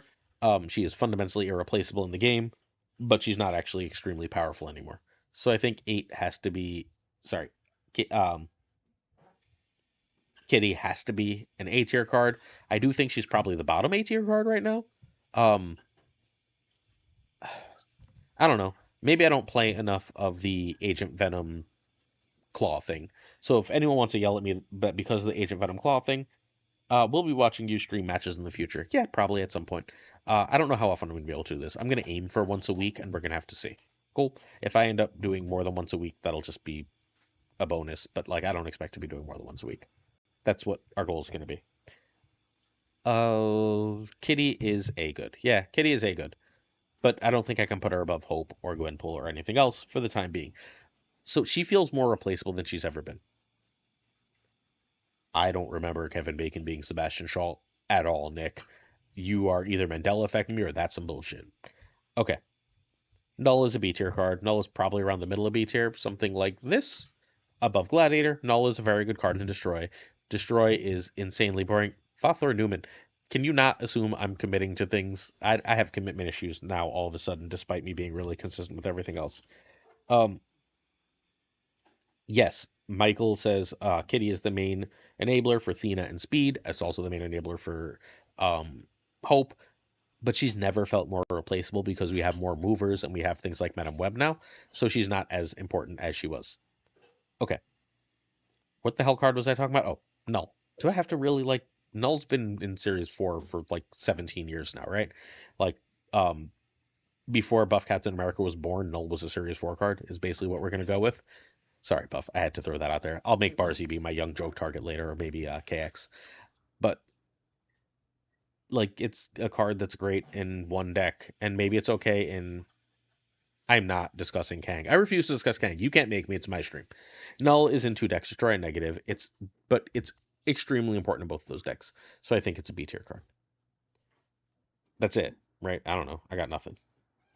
All right, Lady Deathstrike is a C tier card, although I can see it being toward the top of C tier. I think Lady Deathstrike is severely underrated, especially now. Like, I bet you it's actually probably pretty solid against the current bounce stuff. Someone will try that relatively soon. It's a fine card. It's probably right around here, right around Beta Ray Bill and Elsa Bloodstone, and that's close enough for my purposes as far as what I'm going to do with Lady Deathstrike. She's good. She's a good card. She's a good counter card. All right, we are not pretending that In Galactus is a real thing for that card. We're going to move on from that. Legion. Oh, shit. So there's some cards I've really thought about lately and some cards I haven't. How much? Okay. Okay. This is in one deck right now, and only one person that I'm aware of has played that deck. And that one person is so unbelievably good at this game that they were just the #1 player in the Infinite Leaderboard for 2 seasons, and they might be for the 3rd in a row. No one else has played that deck. Every other deck that this card goes in no longer exists. There is now just a Storm Legion lock that is perfectly fine. Derek is playing it. It'll be tomorrow's video. It's the main deck for tomorrow's video bit. Expect a thumbnail request as soon as I'm done streaming. Legion's going to end up in B, but I can see myself being wrong and Legion being A. Legion is a low B tier card for the time being until I get some real data about that deck that he exists in. Because the other decks he exists in all were fundamentally just nerfed out of existence. It's an extremely volatile ranking because the context of this card has so much changed right now. So Legion is going to go right around here for now. And I think that that's a perfectly fine spot for him. I'm also relatively happy with the rankings because B tier should be the most populous of these. It should sort of like have a very low top and bottom and then be more populous toward the middle. Loki C. I don't think it's D, but it's like a very low C tier card. A lot of the best Arishem decks don't even bother running it anymore. I really wish this is an unpopular opinion, but I think the game is healthier when Loki is, I don't care if Legion's slightly ahead of Null. They're in the same tier. It doesn't matter. Within a tier, if you can like move things, that's fine. Oh, nothing really. Okay, good. We're all in general agreement about Legion within the same general range. A few people are higher because they really enjoy the card. That's fine. What card was I just talking about, dear friends? Because, oh, Loki. My unpopular opinion is I wish Loki was buffed. I think Loki is too important in front of a character to not be better in the game. And I think that he kind of sucks right now, and that really makes me sad. Another card that was quite good in High Voltage, although you would only draw a few of those cards if you saw them on the first turn. I don't know. I think Loki needs a buff. It is ultimately just not worth running 90% of the time. Even in a meta where he should be good, like right now, it's not a card I want to play. Madam Web is S tier. I don't have, like, it's the single most important bounce card. It's the card that makes bounce, not bounce. The single most important move card is the card that makes move tier 1. Probably behind Kate? Nah, probably ahead of Kate, but not ahead of Agent Venom. So Madam Web is everything we thought she'd be, except that she has a higher skill cap than we thought. Wait, what's wild about the list, Frank? Give me questions. I like explaining things. I like arguing things. But Madam Web is, I don't care. Have some pitchforks. My opinions are my own. They are not representative of Snap Judgments Enterprises. I need to make an LLC at some point, y'all. Except I'm too lazy to like figure out how. That's another thing Tech's gonna have to explain to me. Madam Web is S. Madam Web is the reason that Move is an S tier deck. Like, period. Right? Madam Web is better than Agent Venom because she can go on Sherry's own. Agent Venom has like 4 lists. Agent Venom has a higher upside, and Agent Venom has a far, far lower skill ceiling. So Agent Venom has to be above Madam Web for now. But again, within the same tier, I don't super care about where things are ranked. The ranking is a general guideline rather than a hyper-specific one. Yes, Madam Web is so good for you, Dragono. You're fantastic and win a bunch of tournaments, right? For a lot of players, I see them play Madam Web and just like nothing moves, nothing happens. They're just playing a card. It is a great card, but it is a skill cap card versus point and click, idiot, Agent Venom, put in deck, all of a sudden stat go up, win more game. Which is why Agent Venom has a stupidly high win rate, and Madam Web decks don't have stupidly high win rates, which I think is fine. I need a complaint, Frank Puddle, for why Legion is B tier and where you think you should be. I'm perfectly happy addressing it. Yeah, the skill cap's going to keep it just down a little bit. Madam Web is the C3 GOAT. I haven't played Madam Web so long. David Meyer, do my students know about my channel? My current students, no, absolutely not. 2 years ago, almost all my students did. Like when I first started, they knew about the podcast and the channel. Like over the summer when it first started, they found out about it. Excuse me. And no one seemed to care. A few of them are subscribed. I don't think they're probably watching. I don't like advertise it. I also don't hide it. I'm mostly concerned with it from a union standpoint. I'm not sure if it's like necessarily a positive that I do this for like the union, but yeah, that's mostly why I keep it down. I don't actually give a shit what my students know. My students are generally just fine. Oh, so location control is underrated, and he's one of those powerful in that category. Sure. So what deck is he higher than B in? As a card, maybe, but like cards exist in decks in Marvel Snap. You don't just play a card alone. And because he doesn't have that contextual deck that makes him A tier, he has to be B tier. At least that's my logic. Okay, Makari. Web is fascinating. She's one of the skirting Ks, but only one of the top. Yeah, only in the top percentages. I very much agree. Also, did I just figure out how to refresh my YouTube chat? Look at me. Okay. Next up, we have Makari. You don't own her. Leave me alone. She's fantastic. That's my entire argument for her. Why? Wait, why is Aranya 2-2? What? Why is Aranya's not? Oh, because this is just a tier list maker, and so some of the stats are going to be wrong. Don't worry about the stats. We should know what the cards are going to do. I assume if you watch my videos, you know the basic gist of what cards do in Marvel Snap, right? Makari is great.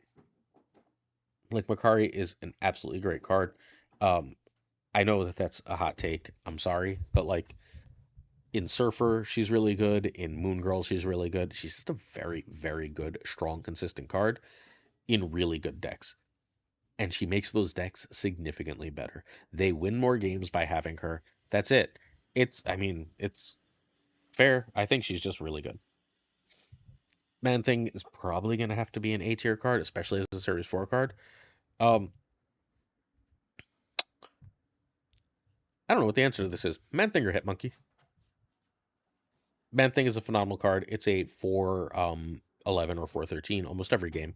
It is a lane winner. It is an incredible lane winner in multiple ways. It is utterly irreplaceable in decks it goes in.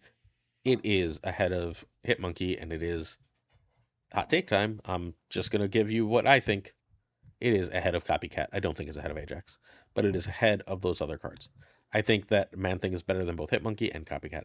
I think Man-Thing is absolutely incredible. I think Man-Thing is one of the very few 4-drops in the game, outside of another one, which actually might be S tier. I forgot it existed. That make 4s worth running. I'm genuinely shocked we have 2 4s in the A tier, by the way. If you ask Joe, Man-Thing is S tier. Well, I always ask Joe everything because Joe is lovely and wonderful. Okay. Marvel Boy is almost A tier. Marvel Boy would be a lot of stats. All the stats we thought Marvel Boy was, he is. It just turns out we're not running the decks that run all the stats. Marvel Boy AB, Meek. We're not Meek yet. I'm not doing Meek. I'm not doing 2 at once. I'm just going to focus on one. I can't contextualize 2 things at once. Do we have any questions? No, we just have some more takes in chat. Cool. Thank you. I think Marvel Boy is a ton of stats. And I think a ton of stats. Joe is the podcaster of Snap Decisions, who is absolutely excellent. Joe and Nick the Greek Geek also have a new podcast that Nick is about to link in the chat that you should all make sure you go follow, because these are awesome human beings, and following awesome human beings is a good use of all of our time, especially when they're as entertaining as my friends are. Okay, so Marvel Boy feels hard to rate. It's ahead of Jeff right now, I think, even though Jeff is great. It puts out a shit ton of stats. It is incredibly strong. Like, why are we not playing Marvel Boy more? I don't know. Especially when you look at the win rate for Marvel Boy and it's through the roof. I know that safety is like a big Marvel Boy stand, so Marvel Boy gets featured a decent amount. Hey, it's DJ Mikey Hijinks. Hey, Mikey. But am I overrating Marvel Boy? Am I underrating Marvel Boy? It can't go above Jeff. Okay, Marvel Boy cannot go above Jeff, but it can go above Cannonball, is where I'm going to land. It's enough stats to go above Cannonball. It's enough stats to go above Gilgamesh. I think if I had to play a Zoo deck, please follow that link right there that Nick just dropped in the Twitch chat if you're on the Twitch side of things. Okay. So I think if I had to play a Zoo deck without Marvel Boy, a Zoo deck without Gilgamesh, I'd play a Zoo deck without Gilgamesh 100% of the time. So it's clearly above there. For now, for the time being, at least in my head, Cannonball and Gilgamesh are married. So am I afraid of Killmonger playing Marvel with our character? I mean, we might be. I don't think, like, maybe in the bounce meta that Killmonger is, like, a problem, but, like, I don't see why we can't just run it anyway. Alright, I'm fine with this. Meek is still D tier, even as a 1/1.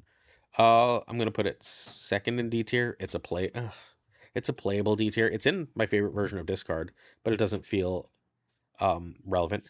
Hi, Shaq. I'm just gonna say Shaq. I don't know how to pronounce that. I'm very sorry. No, YouTube is not left dry. I just don't have the link. I can't copy the link. Hey, Nick, also go on my YouTube and post the link there so YouTube can follow you too, please. It is youtube.com/@snapdecisions Marvel Snap Pod, which is, I know, a mouthful. But Nick, go promote yourself on my YouTube link, please. Do you think you can play a Zoo deck without Kate? Yes. I think I can play a Zoo deck without Kate. I think the best Zoo decks run Kate. I think the best Zoo decks run Marvel Boy. I am not 1,000% sure the best Zoo decks run Gilgamesh. Hello, Tectonica. This is going significantly better than I thought. Thank you, everyone. All right. Misery is still a 5/10 here, so you can tell these are old stats. Misery is... Oh, Jesus. I can't put Misery above Hydra Bob, can I? I can't put Misery above Hydra Bob. Can I? All right. Hydra Bob is very easy to play and very powerful. Misery is straight up better, but Misery is very hard to use. Misery has a lot of absolutely incredible decks. It's a complete enabler. It is insanely strong. And it looks like, Nick, the link did not pop up in YouTube, even though you shared it, because YouTube is strange sometimes. I'm sorry. Um, oh, I'm sorry, Buff. You know, this is my list. Misery is the bottom of A tier. I think that card is absolutely busted ass incredible. I think that we have barely begun to scratch the surface of the very best Misery decks. I think the card is absolutely incredible, like insanely good. Uh, it's a game winner. Like it enables Electro bullshit, enables all the Black Widow bullshit, enables the Cassandra Nova bullshit, the Phoenix Force bullshit. It is a card that is proven in the top tiers of the game. It's great. Misery is great. I'm putting it in A tier. That's the difference. Yeah, Misery is not replaceable and Hydra is. Really, really good point from Justin Borowski. I'm very sorry if I said your name wrong. Okay, next up we're going to go Mobius. Mobius is a C tier card. Mobius is great, but it's a 3/3, and it's really hard to justify running a 3/3 right now. It's probably right around here. Yeah, right around here, below Blob. But um, I will talk about Annihilus in 1 second, Yato. But so Mobius's problem is his numbers. The numbers on him don't warrant running him most of the time. He's just too small to really beat bounce, and that's where you'd really want him. He's really, really good against the Cook style decks, but he's also a dead draw off enough that a 3/3 really, really hurts. Hello, Kenny. Um, hey, it's Mundum. Hi, Mundum. You have been here forever. Thank you. Great to see you. What was that question I was trying to answer? Why is Annihilus here when Clog was it didn't make the cut in Clog? Because Clog is not Annihilus's deck. Annihilus is a package card. People play Annihilus as a deck far too often. Annihilus should be run as a package. When Annihilus is run as a package, it is often very successful. You can almost always find at least a few very, very successful Annihilus decks. Although, in fairness, if we're gonna rank within tiers, it should probably be more like down here. More like down here. So, however, the card is severely underrated and still extremely, extremely strong. OG Mobius was the same. New Mobius was insane forever. Um, a lot of Mobius's fortunes were tied to Loki, which is at least thematically appropriate, and that's gone. Mockingbird, A or S. And Mockingbird is A. It's not S. It's not one of the best cards anymore.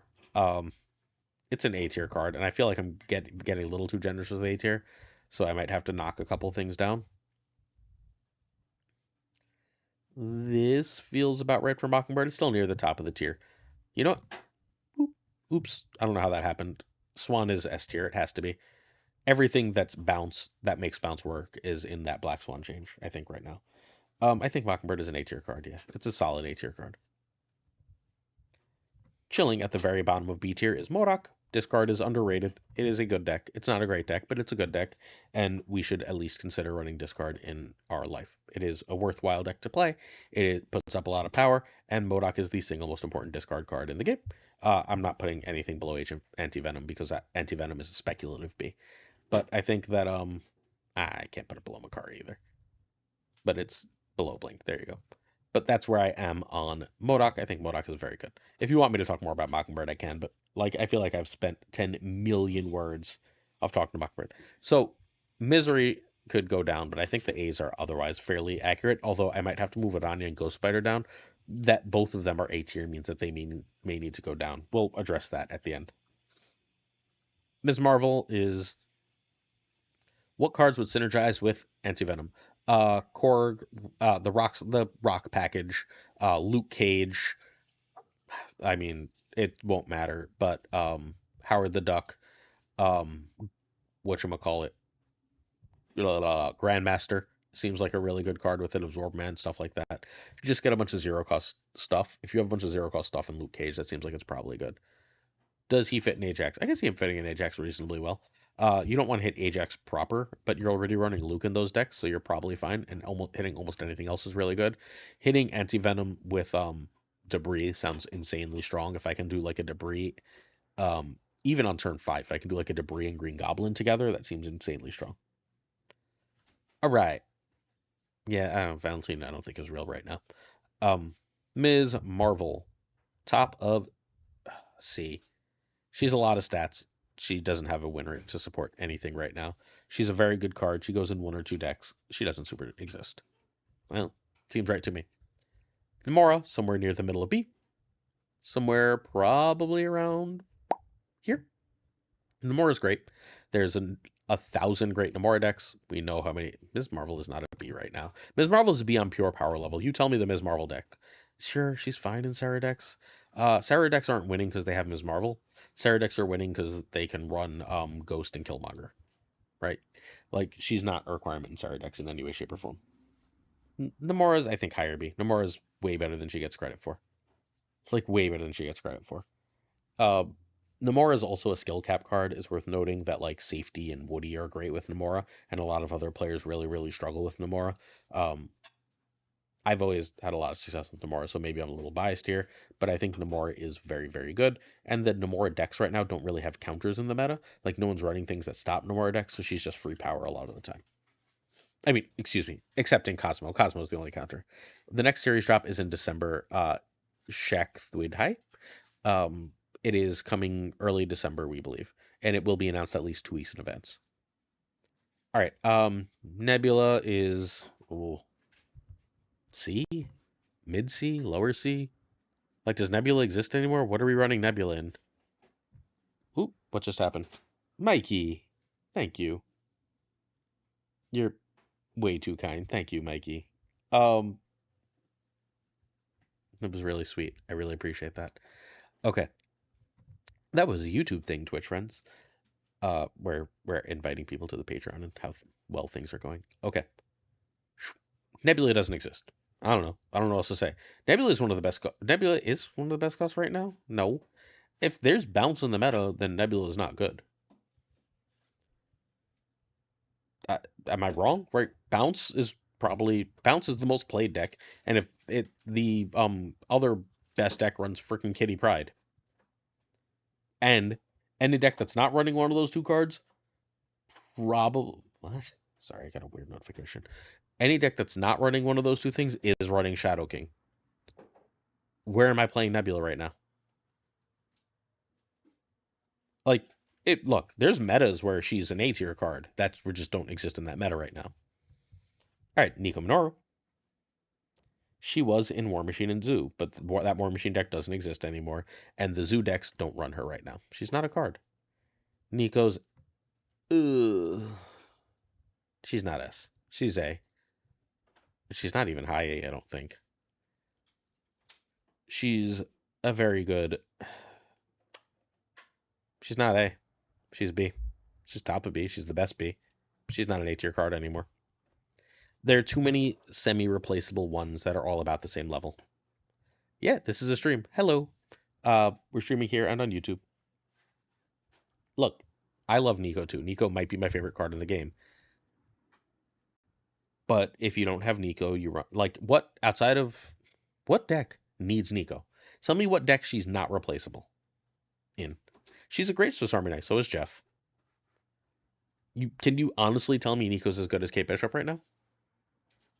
Outside of obviously bounce. Destroy, fully replaceable. Phoenix Force, fully replaceable. Move, fully replaceable. She doesn't go and move. She is not better than Kate. She's just not. Like, Kate Bishop is a better card. She's not above Kitty. You cannot replace Kitty in Kitty decks. Kitty is more replaceable than she's been, but in Kitty decks, you cannot replace Kitty. For Hope Summers, for Thena, for other things, you cannot replace Kitty. Nico has to be in the right deck. I love Nico. I don't want to shit talk Nico. Please stop making me talk bad about Nico. But like, in even a bounce deck, is Nico more important than Sable or Rocket Raccoon? Maybe, kinda, sometimes, sorta, right? And like that maybe, sorta, sometimes, kinda is why she's a little lower. Phoenix Force, or at least, look, I'm gonna take all of my duplicate Toxin is insane. I would much rather duplicate Sage, but that doesn't happen most games. So I don't know. I got nothing. Nimrod is a D tier card. Just chill here with Galactus and be quiet, Nimrod. You're not good enough. I'm gonna get yelled at oh. Okay. So yeah, I don't know. Nimrod's a very fun card and not a very good card. It just doesn't put up enough stats most of the time. I don't think Nimrod should be any better. I think Nimrod is awesome. Nimrod is not replaceable in Phoenix Force because of the Destroy and Draw 2. So here's a true thing about Phoenix Force that no one has been talking about.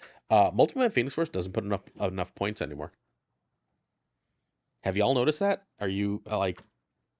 I used to have to freak out about that deck, and now, especially because Shadow King is everywhere, I don't. It's just counterable. It's just beatable. Symbiote does not make Nimrod awesome. Symbiote and Nimrod is fun, but this is like Nimrod's not good. Like again, if Phoenix Force has enough points, neither is Nimrod. No. Yes, you should have bought Kate over Nico. Nico's way more fun though, and if you're gonna play bounce, Nico goes in bounce and Kate doesn't. They don't go in the same decks. Fundamentally, don't try and buy cards necessarily that are better or worse. Buy cards that go together, and maybe I'll try and talk through some of how that works later. But like, if I bought Agent Venom, now I have to figure out what Agent Venom deck I want to build, right? And that's what you should be buying toward, at least like to have as a guideline. If you want to play bounce, then you're gonna need to... Hey, thank you, Dwight. Dwight realized the same thing about Ultimate Phoenix Force. That like 28 power is a lot, right? In a lane, but you don't get 28 in every lane, and then I can just go above 28 reasonably. And if I can Shadow King the one that you did get 28 in, I've won. Nocturne is B tier. It is a very good card, but it is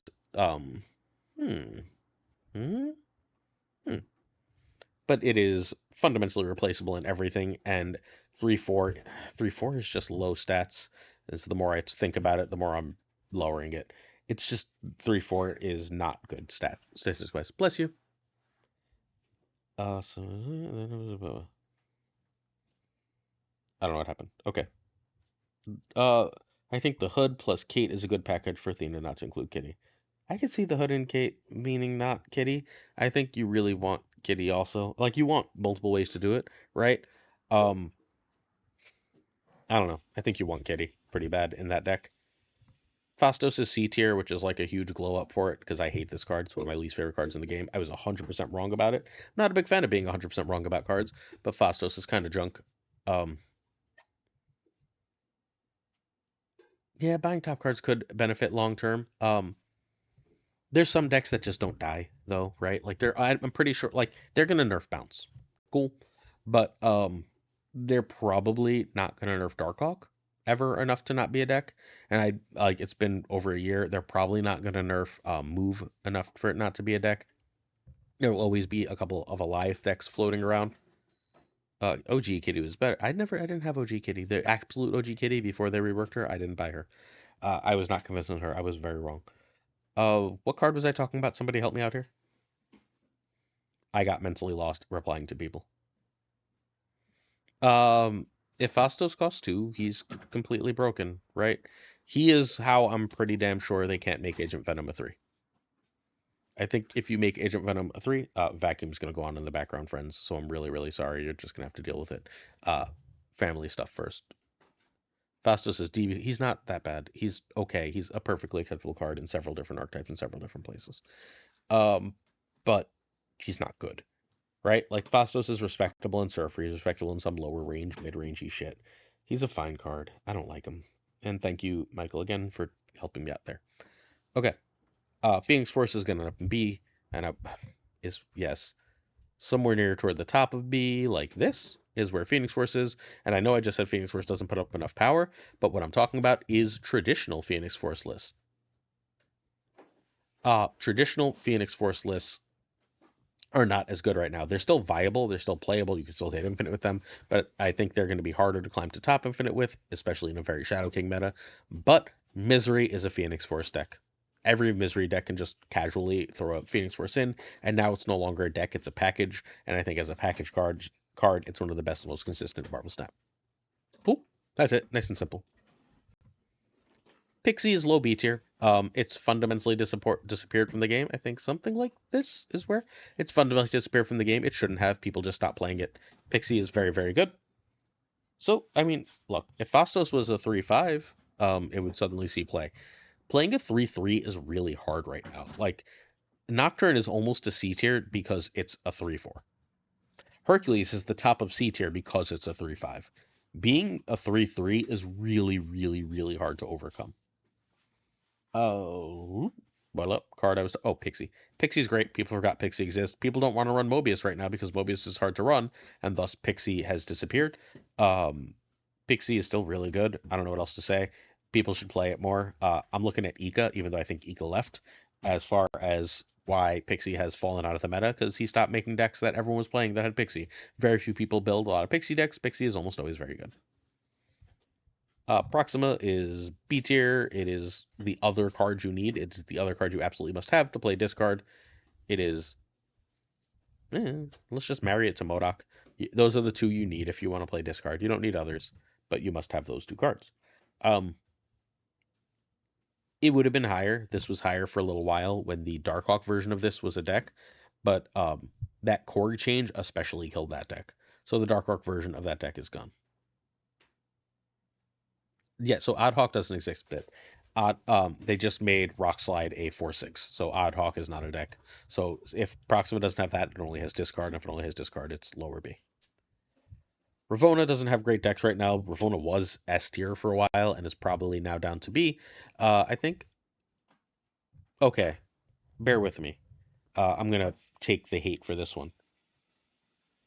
They have 2 keys and Toxin and Werewolf by Night as random. I would not open more for Zabu and Elsa right now. I would not open more for just Zabu and Elsa right now. I don't think Zabu is... Well, we'll get to Zabu later, but I don't think Zabu is going to be a must-have card. Although I'm going to have to start moving the screen because this is getting real full. There's way too many Series 4 and 5 cards, friends. They'll rework this because this is absurd. Once more. Oh, Ravonna. What deck is Ravonna in? Negative, right? Agent Venom killed Ravonna. That's kind of it. Agent Venom made Ravonna a card that's really, really hard to run, and you really don't want to run often. So it's occasionally good in an occasional deck, and most of the times it doesn't exist. That's fuck, that's too high, right? I'm rating it based on its overall power level, and that doesn't exist. So it's got to be down here. Tribunal, okay, that's the same thing as negative, though, right? Like that ongoing shell. Fine, that makes it a B tier card, I think. Keeps it from being C, right? Like it just doesn't exist enough. Fastos is an all-star in my buff deck. So I have yet to be impressed by the buff decks. When they get good, I want to play him. I'm excited for that archetype. Red Guardian is shit. Yeah, I can see why you're interested in my take on Red Guardian. I don't know what my take on Red Guardian is. I want it to be an A tier card. It's not better than Nico or Hydra Bob though, right? Like it's not S or A. It's better than Jeff. It's not better than Nico or Hydra Bob. It's just like right now not. It's possible I'm behind the curve though, because if people are running Bishop and Werewolf now, it's all of a sudden better.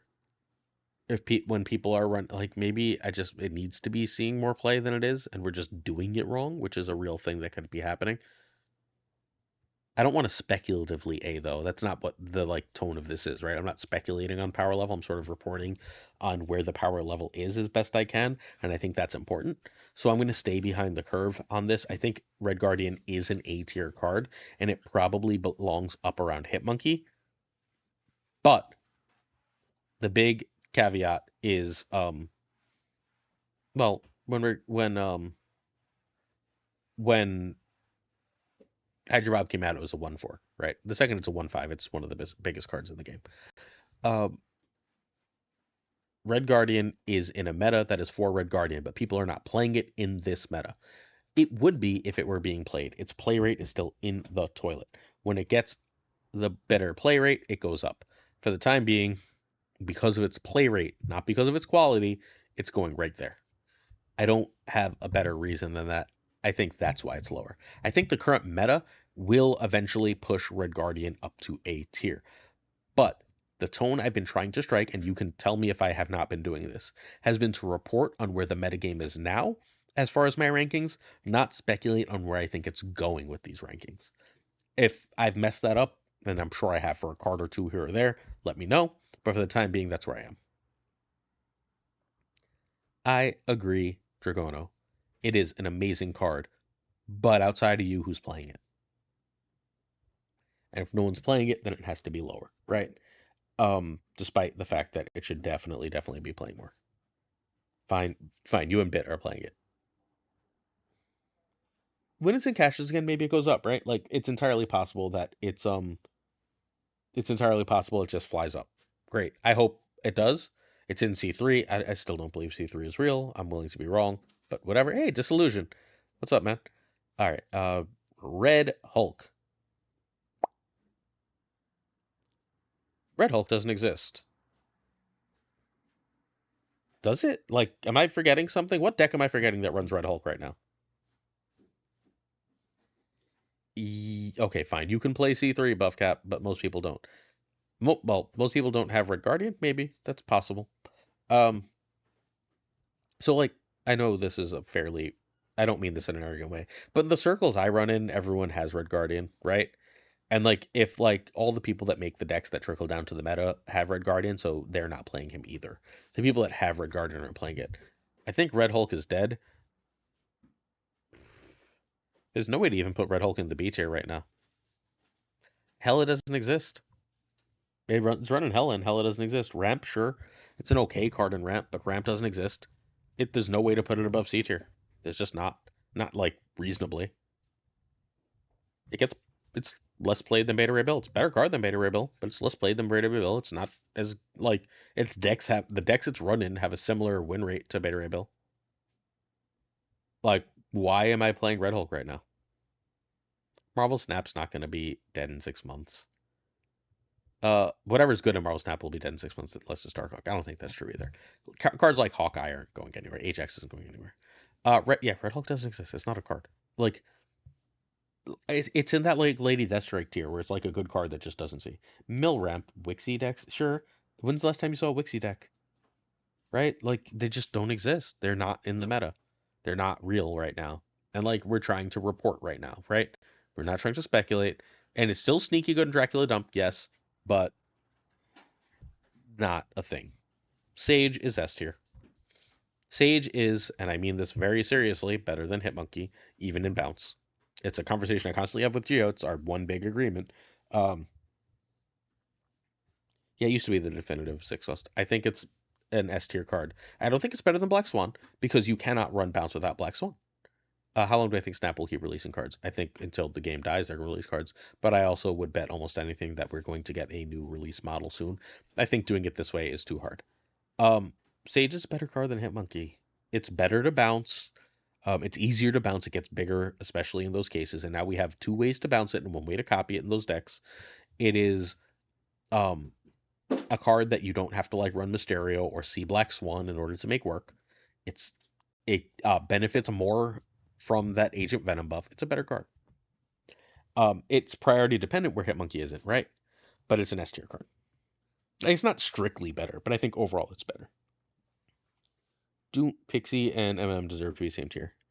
No. I think Pixie is inherently better. Where's Super Tech God? So, I don't know. I think he probably went to have a day since it was his birthday 2 days ago. Hey, Maria. Nice to see you. Sasquatch is going to be B tier, but medium high up on B tier. Sasquatch is very good in the exact, I'm losing my space right around here. Sasquatch is very good in the exact decks that she goes in, and those decks are not like everywhere. Cool. They're fine. Wait, Bit, is it your birthday? If it's your birthday and you didn't tell me, I'm going to be very, very annoyed. But 100% 1 card a week is a lot in play. Yeah, I just don't think they're going to keep this release model. I think it's Sasquatch does exist. The Cook runs Sasquatch. That's kind of it. Like, if it's in what might be the best deck, then it has to be high up, right? Like it's utterly irreplaceable in the best deck, therefore it is high up. Is it as good as Mockingbird? Does it have as many homes as Mockingbird? Nope, but it's real, it's good, it's strong. You should play it. Man, Newman ditched me. All right, Scarlet Spider, somewhere around the middle of B tier, lower B tier, something like here. It's a good card. People run it in effective decks. It's not something I enjoy. Sorry, work text that I actually care about. All right. Nothing. I just bothering you, Newman. There's I don't remember why I actually thought of you at that exact moment because I then got a work text. But Scarlet is very good in Namora, and the hand buffy stuff. Sometimes that's Namora, sometimes it's not. It's a good card. It's a great card. No. Would I rather own it than Iron Lad or Blink? Also no. Um, but it's probably better, right? Like I think it's a more boring card than I expected it to be. It's just like, look, I have stats. Can I make stats too? So I don't know. I don't think Scarlet Spider is interesting. I think is the real problem with the card. If you love Scarlet Spider, I'm sorry, I'm not trying to be mean, but I don't think Scarlet Spider is especially interesting. And now it smells like cleaning product in my house, so these takes might get a little weird.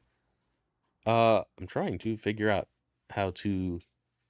Yeah, y'all. Again, please follow FaThorNewman. Newman, before your kids distract you forever, do me a favor. I'm closing and reopening YouTube just in case anything has gone wrong there on that end, by the way, because YouTube is the chat that has been closing and reopening. Um. Oh, there we go. We're still good on YouTube. I'm back. Okay. Yeah, y'all make people mods later. Let me learn things. You can all be. I don't give a fuck. You can all be mods and ban each other and shout at each other. I don't care. Everyone gets to be a mod. Enjoy. Uh, although there's only one mod supreme. Although he didn't. He's not here right now. You can be a mod later. I promise. You can all be mods. And if you're here and you would like to be a mod, you're welcome to be a mod. Models will be a mod. All right. What the fuck card was I talking about before I got distracted? I'm so sorry. Before kids distract you, Newman, drop your links. Okay. I'm gonna have the only Twitch chat ever. I don't know how to make a mod on YouTube at all, friends. Like genuinely no idea. But I'm the only Twitch chat ever where every single person here is gonna be a mod. Can I do the giveaway now? We're almost done. Let me finish and then I'll do the giveaway. It'll be the last thing I do. I don't actually know how to do the giveaway now, which is also part of the problem. White Wayne Brady can definitely be a mod. So go follow Newman on Twitch. Go follow Newman on YouTube. FaThorNewman. All right, Scorn, C tier, high in C tier. Probably right now better than Black Knight, but C tier. It's not a very like impressive card. Sure is fun though. Like I'm playing a lot of discard. I'm enjoying a lot of discard, and I haven't usually enjoyed discard. I'm gonna give away a season pass on both YouTube and on Twitch. I'm gonna spend $20 on this stream because I am genuinely moved and touched by all the support. Please note, I have no idea how many people are watching on Twitch. Like zero idea. I can see on YouTube, but I cannot see on Twitch. Um, but I'm gonna give away a season pass, and maybe I'll have someone help me out with that and figuring out how to do that. Wait, what's 143? Is this just I love you? Okay. Wait, your FaThorNewman 143? Wait, I'm confused. Oh, 143 freaking people are watching on Twitch? That's insane. That's insane. You guys are way too good to me. I figured I would. Honest to God, when I was doing this, I was like, maybe like 20 people will show up. It'll be really nice. I've got like over 100, like I've got like 300, almost 300 between two platforms. I don't even know. If you have a season pass, you can't get this giveaway. I'm so sorry. However, next week on the channel on the YouTube, I'm giving away 5 Surters. Sorry, Calibrex. Um, I don't. So if you won the season pass, I don't know. I gave away one on Obi's. Maybe you won mine. Maybe he gave away another on his own. I don't know. I give away around. Look, I'm supposed to give away around 13 or 14 a season. I end up giving away like 25 a season. Shh. We don't talk about that. My wife's not home, so I can say that out loud. Yeah, I can ask Docty. That's a good question. Docty, how do I give away on a YouTube? Docty has now been messaged. Worst case, I'm just gonna scroll and pick a random goddamn name. Like I'm gonna close my eyes, scroll and pick a random name, and that's how I'm gonna freaking pick. So it will benefit those who talk more. I know that kind of sucks for those who don't, but if I do this more often, y'all can chill and things will work fine. I promise. Even if you don't end up winning this one, I do my best to try and spread it out. Okay, that's wow. Apparently, I'm the most watched in the Snap category, or second most watched right now, which is again I really appreciate y'all hanging because I'm not even playing the game. I'm just talking about cards and shit. And I love you. Do you want to see? No, I'm not giving away Season Plus. Season Plus is stupid. I'm not giving away Season Plus until it like happens. Oh, Jet, we love Jet. You can if you're not following Jet, we can also link Jet. Like Jet's brilliant and mad. Scoring goes Proxima Midnight. No, whoa. All right. I'm doing pretty good, Ivica. Thanks for asking. I don't know how to pick chatter numbers. Stop acting like I know how to do things. I wish people understood how bad at this I am. Like the actual technological aspect. I have one skill and it's talking, and then Lauren yells at me that that's like 20 skills, and I just think of it as one. Whatever. Scream is top of B tier and probably belongs in A tier. I know that everyone's not as obsessed with stats as I am and like doesn't spend a bunch of time like pouring this over, but there are constantly like 6 different Scream decks near the top of the win rates at top 10% infinite. Yeah, that's fair. It's a good point. Goat Seeker says, funny how many C-tier cards used to be best in game. But Scream is incredible. It's just incredible. Yep, Scream got Son of Thunders to Infinite. Is Agony missing this? Agony is missing this, so I'll tell you where Agony goes. Thank you. Do me a favor, Hino. Eno? I don't want to pronounce that wrong. I'm sorry if I am. But Eno, do me a favor and tell me at the end to rate Agony, and I will. Or we can just do Agony next. I can just tell you right. No, let's do Agony at the end. Scream's win rates are through the roof. And it's a requirement, and it creates a deck. Seems about right. I can't separate these two. These two are married. Nico and Hydra Bob, which is the weirdest marriage ever if you read the comics, are married cards. But yeah, that's where we are. Scream has insane win rates. I don't know what else to say. If we're ranking how good things are, Scream has to be high. I played a bunch of Scream earlier today, and those decks are not like 10th as good when they don't seem Scream. Cool. If they don't seem Scream, they are nowhere near as good. Scorn is underappreciated. I like Scorn a lot. I just don't think it's all that good. Like, it's just really hard to discard more than 2 or 3 times. Unless you're building a deck for it. Scream could be an S tier card. I just don't know yet, right? Like, it's just those if you don't see Scream, it's not a real deck, and like that might make it better, but it also kind of makes it a worse card because that means it doesn't have the support to really push it up there. So I'm fine leaving it there. It's like I think it's a B tier deck. It's an S tier card in a B tier deck is where I would go. I wish Andrew Tate didn't exist. All right. Sebastian Shaw is going somewhere around here. If Phoenix Force is a package card for Misery decks, and Sebastian Shaw is a package card for Surfer decks, then we're gonna let that go. Let that statement go, and I'd rather not have that conversation. Twitch chat, please. So you have to have Shaw for Surfer decks, which means that I think it has to be up there. Should Shaw be higher than Red Guardian right now? Shaw is more important, but Red Guardian's almost certainly better. That's where we're gonna go. Ooh. Lavin says Shaw should definitely be above Red Guardian. Presents an argument, and we'll come back to it. Yeah. Celine's D tier. Celine is ahead of Dakin, and that's it. I don't care about Celine. Like, do we have to pretend that Celine actually super duper matters? Because I don't think I want to. The card has never been relevant. It's hits your hand, and that's bad. Cersei is in the... Wait. Shit. Cersei doesn't exist, right? Cersei's like Red Hulk, where it's like great. Dakin is a terrible character, but that's neither here nor there. But Cersei is phenomenal. What's she in? She does not exist. Cersei exists in the same way Red Hulk exists. You can play some weird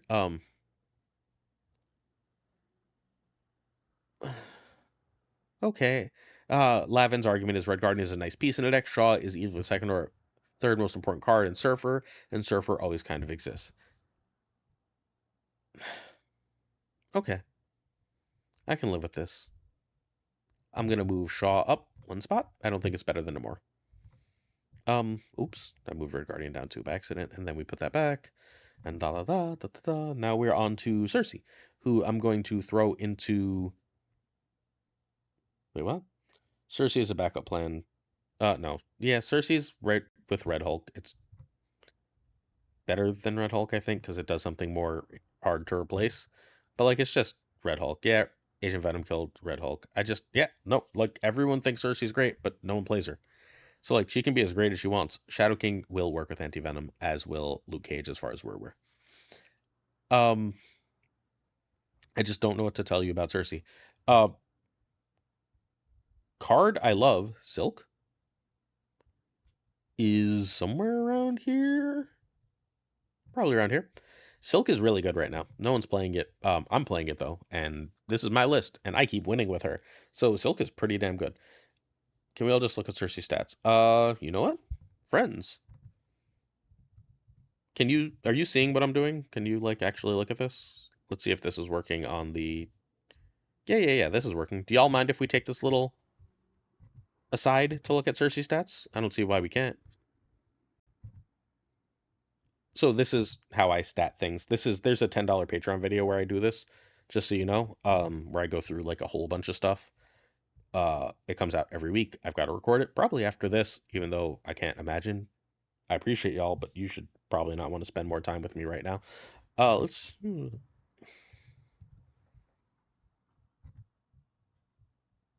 I mean, eh, point proven. We good? Like we feel good, right? Like this feels like I'm right here. Cersei's C. It should be better, but it's not being played. It's got no popularity. It's got low win rate, low cube rate. Like, I don't know. Seems easy to me. All right, back to the tier list. Any Cersei questions? Toxin better to buy with tokens.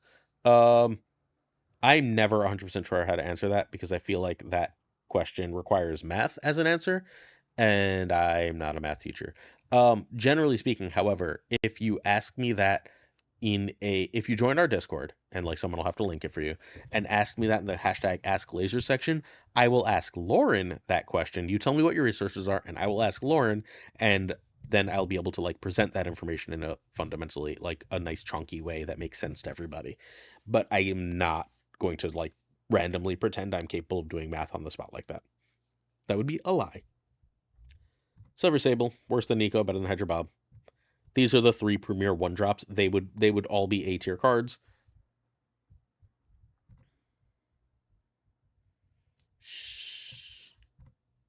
They would all be A tier cards, but they're all fundamental. Oh, no. All right, here's what we're doing. Ready? I'll explain this in 1 second. You can yell at me as we go. But um yeah. We can go back and look at some stats as we're done. I've got time. My wife's still not home, so as long as my wife's not home, I can just sort of ramble and hang out with you guys if you want. And again, guys, gals, non-binary pals, guys needs to stop being used as a gender neutral term because it is not. Just yes, Cannonball does go into the Scream decks, generally speaking, but it is not a requirement. Silk is hard when Scream is around. That is also true, but there's a deck called Stinky Smooth. Folks, I just need to, yes, Lavin, I need to like, I can do folks, but I need to change my verbal tick because I'm not thinking before I say it to actually change that for it. Um, Stinky Smooth is still a really, really great Silk deck. Do I have kids and do they play Snap? I have an 8-year-old son. His name is Noah. If you check out if anyone's willing to grab the link to the Pokemon channel, he does the Pokemon channel with me, which I've been having fun with, but it's hard to make videos because I don't have an expertise yet, and I don't like giving advice when I'm not an expert, right?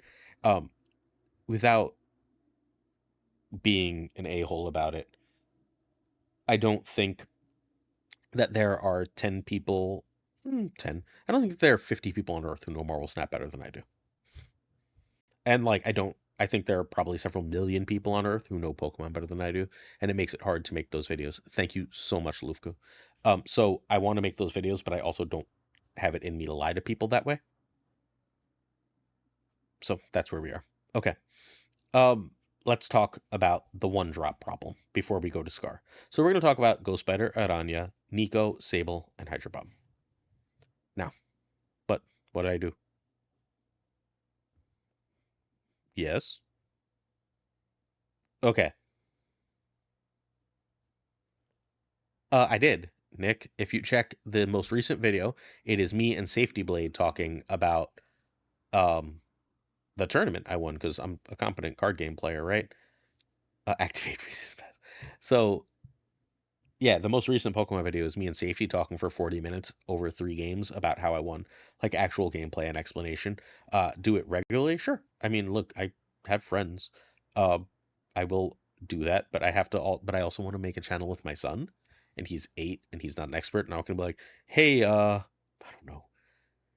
I've talked to Regis about it. Hey Regis, would you make a video with my 8-year-old son? Like that seems, kind of a bit much. Let me talk about one drops. I want to talk about one drops. I love Stinky Smooth too, Mikey.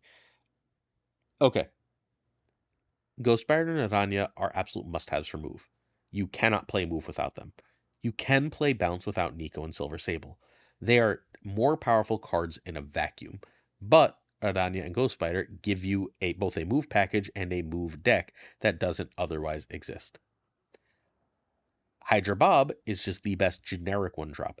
The reason Bounce can't run Hydra Bob, or doesn't run Hydra Bob rather, is because Bounce, generally speaking, cares a lot about re-triggers, and Hydra Bob isn't a trigger, things being where they're supposed to be for bouncing, Hydra Bob doesn't do that, and it cares about on reveals for Werewolf. So Hydra Bob is a little bit lower because your generic decks would rather have Hydra Bob, but it is generic. Um, Oh, thank you. Someone just said it's an underrated community. I really appreciate that. Thank you so very much. Nico is more versatile than Silver Sable. Silver Sable is more generically good. I'm valuing versatility and longevity and knowing that this has been good forever over Silver Sable. However, none of that I think touches Ghost Spider and Aranya, and I think we are still leaving money on the table with mini move packages for Ghost Spider and Aranya. There was that deck, I believe KM ended up sharing it, and I wish I remembered who made it. I think it was actually Dickens. I think it was Jimmy Dickens. It might have been Jimmy Dickens and someone else, but it's hard when you have every deck in the game in your brain somewhere. Um, so there is that like mini move like package deck that's running like Sage and Elsa and stuff like that, along with Ghost Spider, Rania, Dagger. One of those decks is real and exists and is there. Uh, we got some questions. Is Snap my primary income? No, I'm a high school teacher. Snap is my hobby and I love it very much. And I will never ever go full time unless I'm retired because there are very few things I would rather do on this earth than be in front of a classroom. My favorite content creator other than myself? There's no way to answer that without offending one of my friends, and I'd rather not. But there are many, many, many I like. Many I like. The person whose stream I hang out on the most is Sizer, and the person whose YouTube video I absolutely never, ever, ever miss, as everyone says, the people I like don't talk to in the community, and the person whose YouTube videos I literally never miss is Docty. There's a lot of other people I absolutely love. Um, Can I just say, I mean this from the bottom of my heart, Regis Kilbin is 100% the real deal. He is one of the nicest human beings I've ever met in my life. My students may play Snap, but they haven't told me. I answered this on the YouTube side earlier in the video. A tangent tier list at some point. I don't even know how to do that, but I would happily. Ooh. Ooh. Someone got both Toxin and Swan from Keys. He already got Toxin and Black Swan. That's amazing. Okay, my students may be Snap fans. I don't advertise the Snap channel because I don't know how that would interact with my union work. Not because I actually give a shit what my students know. My students are welcome to know absolutely anything about me as a general rule. But I'm also a union vice president, and that's important. Also, I teach English, AP, and IB mostly to 11th graders. Um, yeah, if you watch the end of my videos, I don't know how long of my videos you watch. So TLSG is very nice. So someone in YouTube said Regis and TLSG are super kind guys. I like TLSG a lot. TLSG and I have spoken, but we've spoken business wise, like about like cards and decision, blah, like that kind of thing. So I don't know him personally. I've now had like long and deep conversation with Regis on multiple topics. He also, I don't know if he did something very kind for me while my channel was falling apart when YouTube demonetized. He's an incredible human being. I don't know how else to say it. I just don't know TLSG as well as I would like to. So yeah, that. But I did try and push TLSG pretty hard when he was going for partner. Um, where the hell was I? I don't know what I was saying. I'm gonna go on with cards, and if y'all have more questions about other stuff that aren't cards, I am perfectly happy to talk about it. Cool. Scar. I miss Collins. Collins was on our very first Marvel Snap Zone episode. All right, Scar is Big Dumb Idiots is real. There, Scar is right here. This seems to be the break point of B for me, where like these are like good but like whatever cards, and these are cards that are sort of like required for very specific things. So B is sort of in two halves, if that makes sense to everybody. Uh oh, did I finish my one drop talk? Yes, I did, right? I explained why the one drops were in the order they were, hopefully well enough. Uh C10. Scar is in C10, but he's 11. That doesn't make sense to me. Okay. Hey, I'm pretty good, Moldy. Hope you're doing well. Scar is S for boring and fun, B for strength. Yeah, agreed. I look. I'll also always have extra love for Scar because it helped Gunny get noticed, and you know we love some Gunny. Okay, we found another card worse than the dock, and it's Snowguard. Snowguard stopped being an existent card in Marvel Snap fundamentally the absolute second.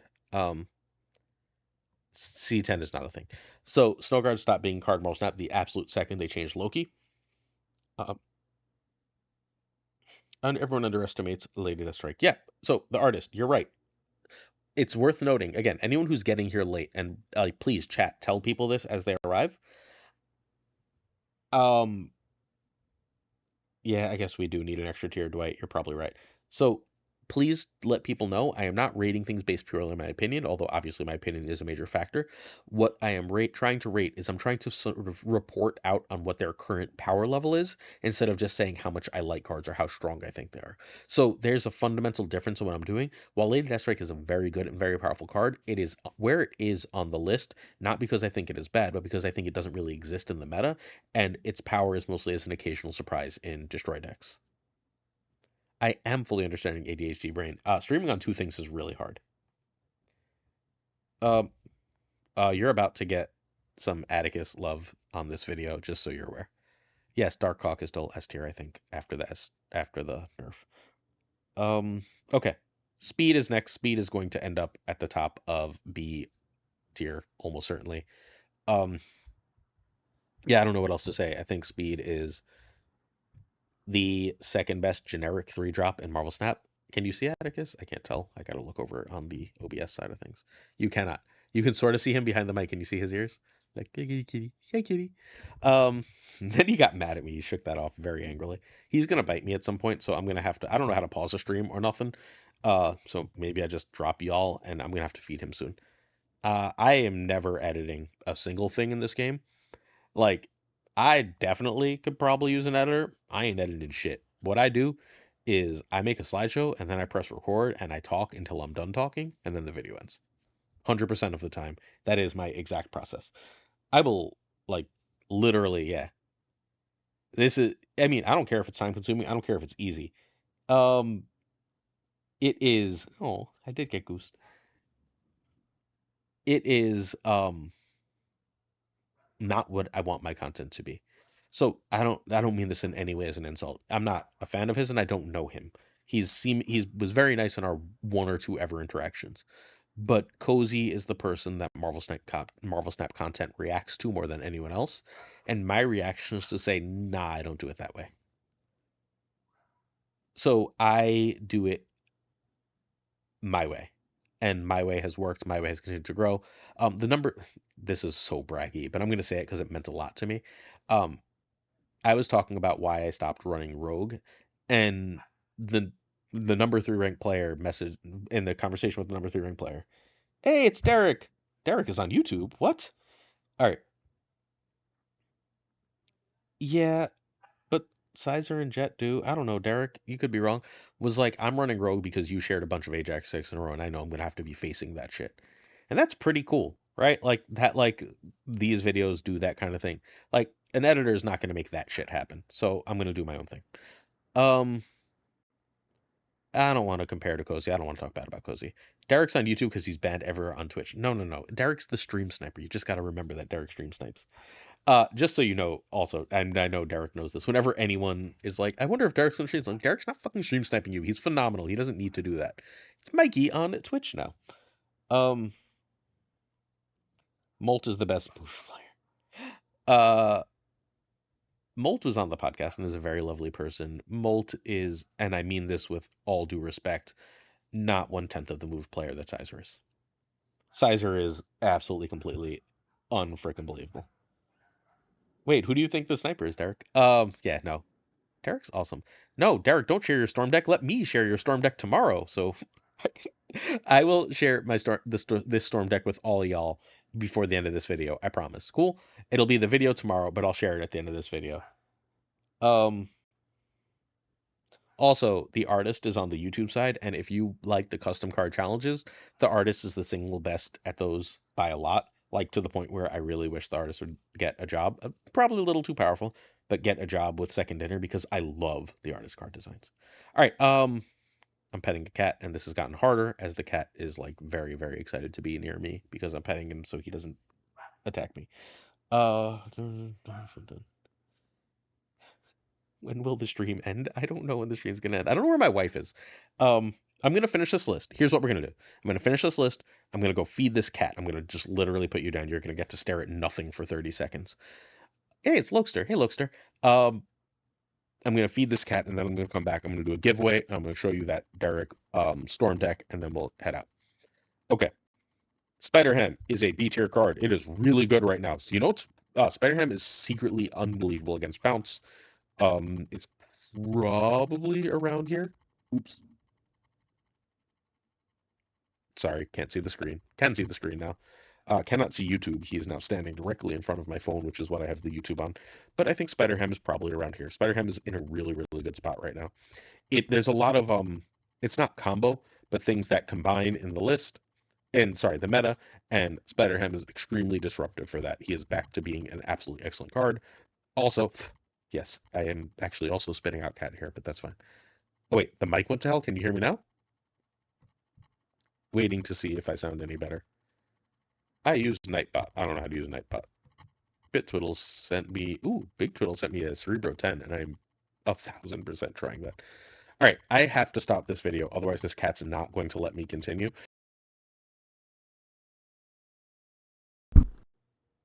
Ugh, I don't know what he did. All right, I'm working on it. Let me put this down.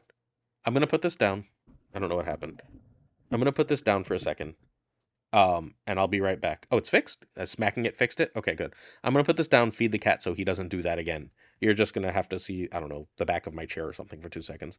Please don't leave and chill for 1 second. I'm gonna touch everything because I'm gonna put it down.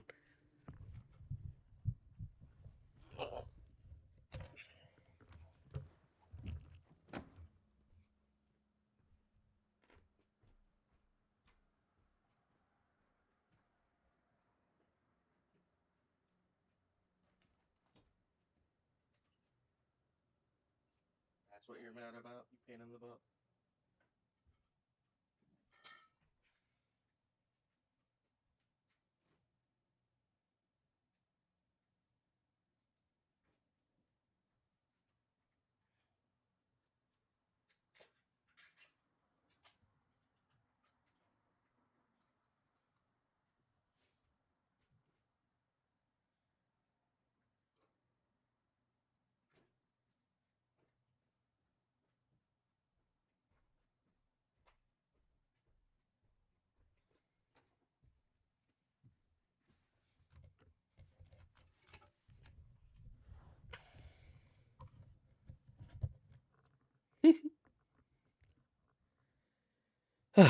Hello.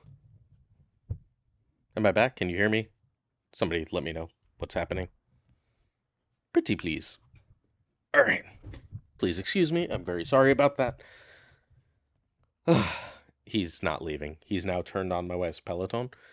Um, so we're gonna have to deal with that, I guess. He's realized that he's disrupting something important, and now he is happy. Sorry, out of breath. Okay. I'm I should not be out of breath from literally moving around the room. Whatever. We're back. I'm gonna scroll down a little bit over here. Pull that back up, and then we should be good to go. Okay. The hell was that? Whatever.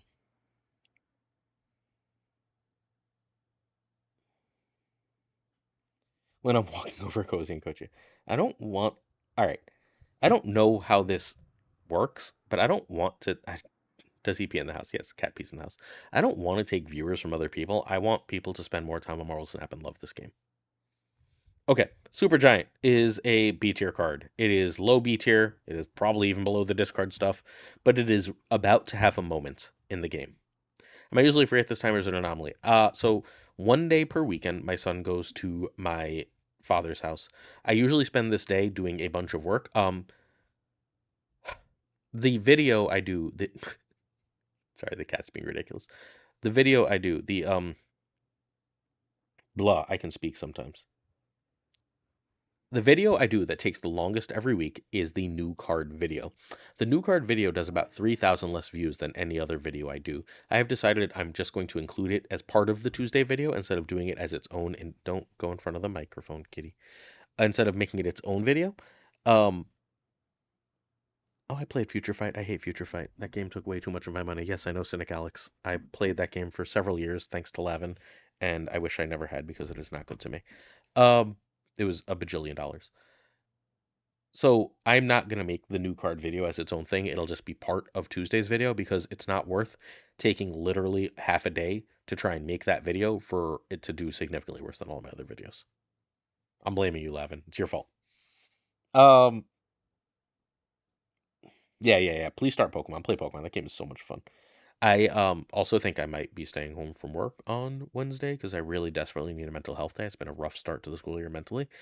And maybe I'll stream some Pokemon on Wednesday, possibly, maybe. Don't hold me to that, but it's entirely possible that that happens.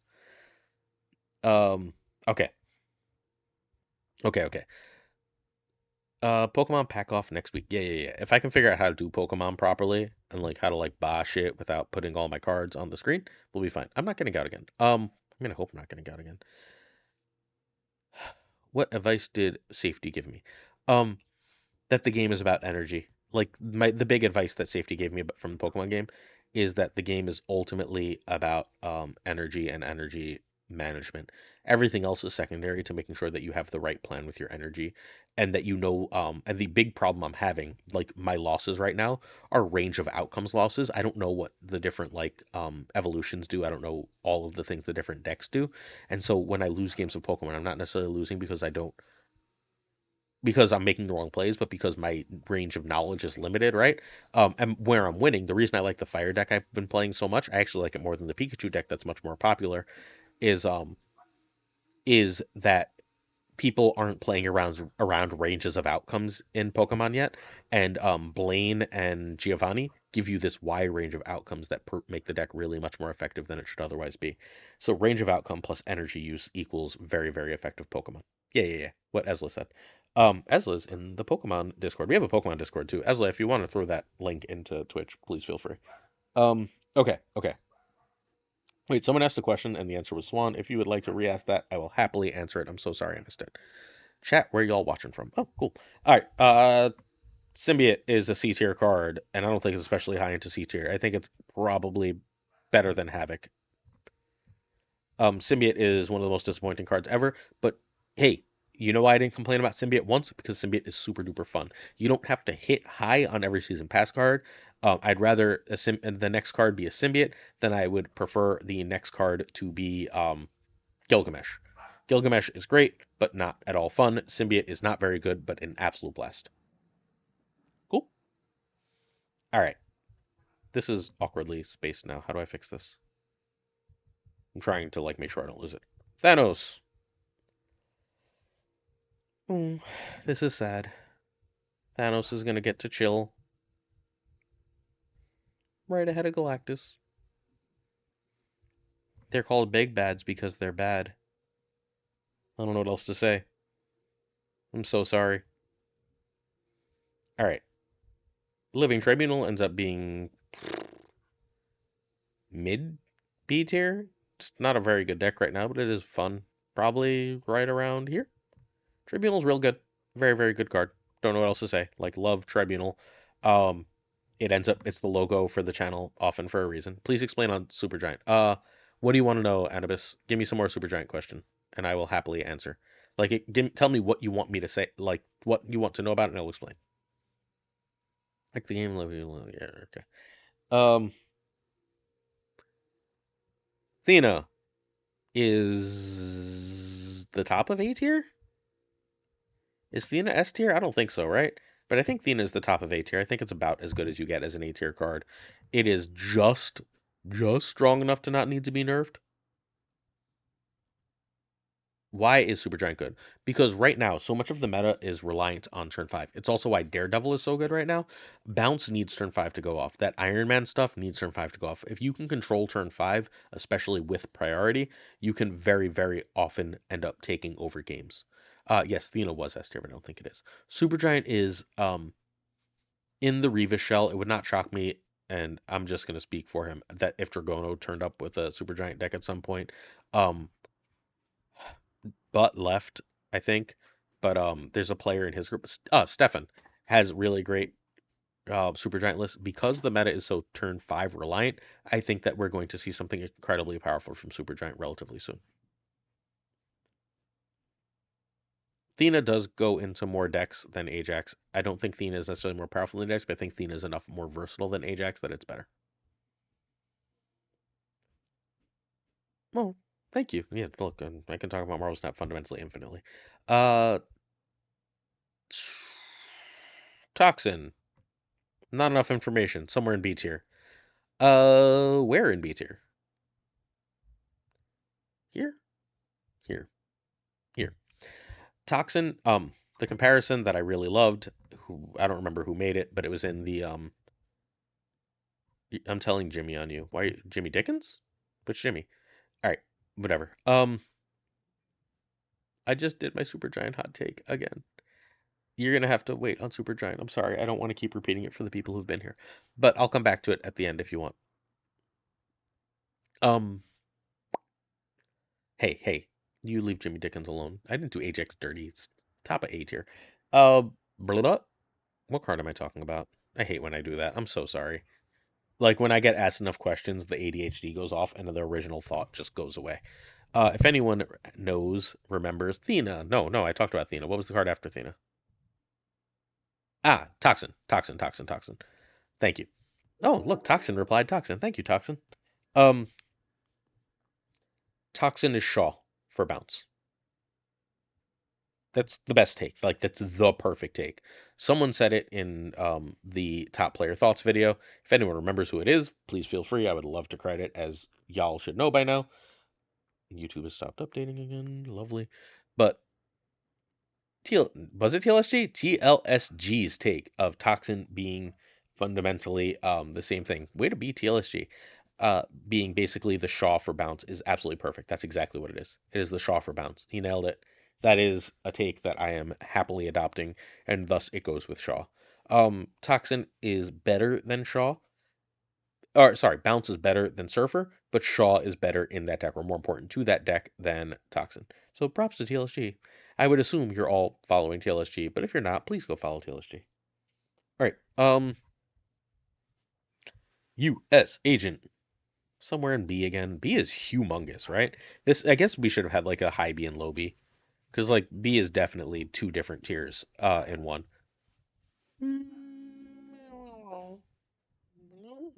Yeah. U.S. Agent still played a lot. U.S. Agent seeing a lot less play. U.S. Agent, good night, Shaq. Thank you for hanging out. U.S. Agent is okay. So it just doesn't have a lot of targets in the meta anymore. It is amazing into Iron Man, but otherwise sort of whatever. Yeah, sure. In a vacuum, it's way better than Scar and Hem, but in the current meta, I don't think it is. Like it's a dead card too often. There's a lot of decks that just don't run high cost things. There's a lot of decks that run Luke. And if you run into Luke or a high cost thing, you just played a 2/3. That's what the meta is. Uh, Valentina is the lowest card in C tier. It's in some versions of Stinky Smooth. That is the only thing keeping it out of D tier, and I'm not even convinced that it belongs to be out of D tier. But that's where we are. Wait, did you see the cat again? The cat should be gone. Tesla. Nope, here he is. He's sitting behind this little bike and he's staring at me, getting ready to jump on me when I turn around. We're gonna save War Machine. I don't know how to rank War Machine right now. War Machine was probably S tier a day ago, and I don't know where that is. Let's do Werewolf somewhere in B right now, somewhere in lower B right now, probably around here. Probably around here. Werewolf is very good. Werewolf is very powerful. Werewolf is utterly, utterly replaceable right now. Werewolf is also a massive amount of work to get power out of and forces you to build your deck and play in very specific ways. But it is quite good. Oh, I think. So, has YouTube been quiet or has it frozen on me? The last thing I have is the Red Master saying okay. If anyone happens to know, please do let me know. Oh wait, no, here comes more chats. I'm so sorry. Yeah, YouTube, I'm very sorry that YouTube itself is being obnoxious about updating. Also, money, I like Agent 2. Okay. I figured out how I'm giving away a season pass, by the way. I'll tell you at the end of the video. White Widow is, again, C tier. It's higher in C tier than I thought it would be, but it's C tier. Probably right around here. It exists more than Cersei does. It's not very good. I'm not, I keep beating, so I keep being told White Widow is decent, and then it keeps getting cut from the decks from the people who tell me it's decent, and then I keep beating it. So that leads me to believe that I don't believe White Widow is decent. But since we looked up another card, Werewolf is kind of back, Sasha. Werewolf is in fact kind of back. But the caveat to Werewolf being kind of back is that it doesn't have to be, right? Like you can just run Bishop. It's not enough bigger anymore. It's not consistently enough more anymore. Here he is. Sorry. Widow. Werewolf. Ew. Werewolf is at a B tier. Hey, look. We actually hit the stats. Decent popularity, decent win rate, really good cube rate. Let's check White Widow. Yeah, White Widow is decent. That's why it's in D tier. It's not a card you should probably play. And like, I reserve the right to. Where's Nick at? Nick the Greek geek. Where you at? Come on. Where's my apology? Yeah, I don't think the werewolf versions are necessarily as good, Newman. But Barzy's a beast with it. What you were saying? I was gonna have to take an L about White Widow? When? When? Where's my L? 49.9% win rate, 0.05 Q rate, popularity 3.3. Yeah. Where's my L? All right. See, nailed that one. I knew White Widow wasn't good anymore. All right. Hey, Super Tech God's back to tell us Sage is in the right place. Thank you so much, Ken. Werewolf by Night is at least top of B. In terms of power output, yes. In terms of consistency, play rate, not anything else, no. Skill issue for White Widow, you're full of shit. All right. Wiccan.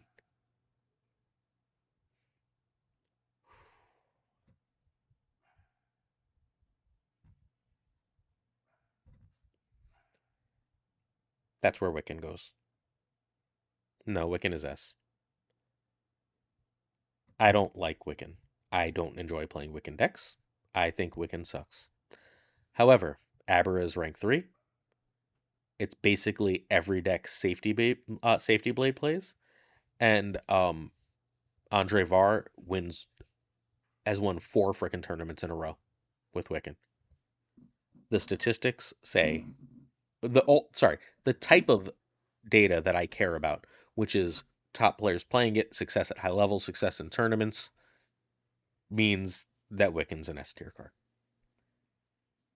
I am a notorious Wiccan non-believer, but the information is what it is. Wiccan's untapped stats are going to be lower. But no, they're not. They're going to be B. They're perfectly fine. All right. 5% popularity. Here's what's relevant about Wiccan.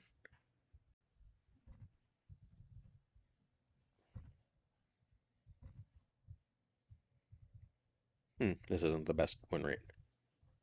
These decks, these Ajax decks with Wiccan, are absolutely through the roof powerful. They're some of the best decks in Snap that no one talks about, that very few people play. And then it's a versatile enough card to go in other shells like these, right? We've got a Thena shell, we've got a Mill shell. We've got more of the Ajax shell. We've got the literal Andre Var version, I believe. And then I don't see it because apparently no one's playing it. I wonder if anyone's playing it anymore or if it has fallen off. Because safety was still playing it. Yeah, okay. The Gwenpool safety versions are still putting up numbers. The numbers are there for this, and this is all high level stuff. It's a real deck. It's a real card. Again, I do not like this card. I don't enjoy it. Wiccan is incredible. So Wiccan bounce is good, but Wiccan bounce is worse than Black Swan. Black Swan just represents more more stats and more reduction than Wiccan does in bounce, so it's not worth the extra trouble. So I knew that Wiccan was going to end up high, and then looking around, I knew it had to be. Oh, Joe's here. Joe, we linked your channel earlier. And also, anyone want to give Super Tech God a shout out for me? I know that none of you are mods, but again, we're gonna have the only all mod channel. Different channels. People, go follow Super Tech God. Go follow Lufku9 with an underscore after it. Like, we've got some of the coolest people in the community. Oh shit. I don't know how to show you my game screen, so I'm not gonna try right now. I know how to do it, Roy. It's just like I'm barely holding together the technological aspects of this right now, and I'm not going to try and do new things in my first shot. Is Howard S tier? Howard's not a series 4 or 5 card, Prashaun. I'm very sorry. Where's Roy? Roy is on YouTube. Wherever the Null is, this is better than Null. That's where X23 goes. Actually, no, Null has 2 decks, X23 has 1. Huh. Which means, boop, there we go. That seems right to me. X23 goes with Null. It's X23 is better in the destroy list. Null has a second list. That's basically the entire logic there. There's nothing really fancy. What title should I add? I'm a Roy guy to snap. They should add I'm a Roy guy. Everyone loves Roy. Roy's the best. Oh god, I was nice to Roy and Roy is here. I take it back. Oh, brand new player. I know this isn't completely out of left field. If brand fair attack 1 series 4, 3 or 4 pick 3 series 4 5-star prioritize with 3 priorities I'm getting. Okay. So the first series high series card you should get is Arishem. You should absolutely get Arishem. It gives you a deck immediately. If you are getting relatively quickly through Series 3, I think Darkhawk offers you a lot of viability. And then after that, I mean, buy the freaking season pass, please. And then the final thing is you need to figure out what deck you want to build toward for the third. And like if you want just a generalist card, you can happily grab High Evolutionary. But your third one, after you have like a couple decks that you're building toward, should probably be something along the lines of what deck you want to build to. If you want to build some mid-rangey stuff, you're actually Agent Venom decks are relatively cheap, so please buy that damn card. But like if you want to build toward move, build Venom Web. If you want to build Wiccan decks, obviously go get Wiccan. If you want to build bounce decks, they're going to be expensive. Go get Black Swan, and you can start building that way. That's at least my logic. I could be wrong. I don't think there's a right or wrong answer, but yes. What are you writing, Roy? There's a weird YouTube thing in the way. Writing LOR? What's LOR? Legend of the Five Rings? Subtractions or subtractions. I don't want to do synergy, Roy. Enough synergy. All right. Roy's like, you should add Snap Judgments MS so people know it's Marvel Snap. Oh, synergy. We're doing fine. All right. Zabu. Ooh, we're ending with some interesting cards. Zabu's probably in the middle of B. Legend of Roy Terra. JD McDonald says The Legend of Roy Terra. Yes, I know, Newman. We had a whole conversation about it last night that you hate synergy. Um, oh, letters of recommendation. God, please, can we not talk about that? I've got like 15 to write over the next week. What do I think about roping and people losing? I don't give a shit. I don't actually have any thoughts at all. Oh, no, we're not going to play a snap. I have to figure out how to like change my scenes enough to do that, and I don't know how to do that right now. I promise you we'll get to that at some point, but like it's going to be a while of like yeah, that's a lot that's a big technological ask for me right now, bro. And I can't do it. I can't look at chat while I do it either. I won't know how to do that. So when I can figure it out. Uh, isn't Ajax higher than Wiccan? No, I don't think so. I think Wiccan has more shells right now. I think they're not. Yeah, I think Wiccan's better. I think Wiccan's more of an enabler, and I think in Snap enablers are generally better than playoffs. Yeah, I write 40 something a year. I've only written like 5, so it's a problem. Uh, yeah, I don't really worry about people roping and losing. People, everyone's not always super mentally healthy, and I try not to judge based on a card game as long as you're not a hateful person. That's where I usually land. Zabu is kind of mid. Zabu's somewhere in the B tier. Um, it sees play, but does it see play because it's Zabu or because it's good? I don't know. This is right around here, I would say. Probably a little worse than Gladiator. Probably right around there. I don't have any like Zabu's sort of what's the word I'm looking for? Fine? Fine. Just fine. Right? Like it's a fine card. It landed lower than I wanted. It's a playable card. It's not great. What happened to Marvel Snapstone articles? I ran out of time is what happened. I want to run a Pokemon channel, and they're only 24 hours in a day. I miss writing, but um, I don't really have time for everything. What's a cat? Oh, Zabu? Yeah, Zabu looks like my kitty, who's now asleep on the couch next to me. Yeah, right? Zabu was kind of mid. Zabu, I thought, was just going to land higher, and it didn't. I really wish they just let the card be freaking good. Yeah, perfectly cromulent. Thank you, Kenny. Okay. So I still don't know what to do with War Machine, even though I've clearly been avoiding talking about it. War Machine had Tier 1 decks. War Machine does not any longer have Tier 1 decks. Make Zabu a 1/0 activate. I don't know what to do with Zabu. I don't have a good Zabu take. So, like, you know what they should do with Zabu? They should make it a 2/2 ongoing that makes 4s cost 1 less. All right. War Machine, I can easily see as being better than Speed. I don't think it's better than the move cards. I think it's the bottom of A. I think it's a matter of time since it's an ongoing before we find a home for it again. That's a little bit more speculative than I'm comfortable being right now, but like it's fine. Wait, what's an inspired idea? I don't know what that is. Oh, my 2/2 ongoing make force cost 1 less. Thank you. It is look, 4 drops. Look, you know what? You know what? I think 4 drops suck. But Wiccan, Man Thing, Misery, War Machine. Well, Gwenpool. So there we are. I also promised I'd talk about Agony. Thank you, Kute Janek. I'm so sorry. I'm saying that like a total schmuck, but I'm doing my best. Getting tokens. What should you get, Swan or Bob? I would get Swan over Bob. Bob is fine, but you can always replace Bob. There wouldn't be 4 in the A, and I know I'm wrong. Look, I'm wrong. I was wrong. I didn't know. That's why I did this, right? Like, this is a good way to reorient myself as far as what to do. Just so you know, anyone who watched this, the YouTube question on tomorrow's video, in case I forgot to write it, is supposed to be which of the things on my tier list is most controversial. Yeah, the big bads aren't all terrible. High Evolutionary is in the B tier. Um, okay, I promised Agony. Let me do Agony before we talk. Agony is C tier. Yeah, I'm comfortable with that. It's a fine card. It's not a really good card. Where in C tier would it go? It is worse than Cersei and Red Hulk, even if it sees more play. I refuse to.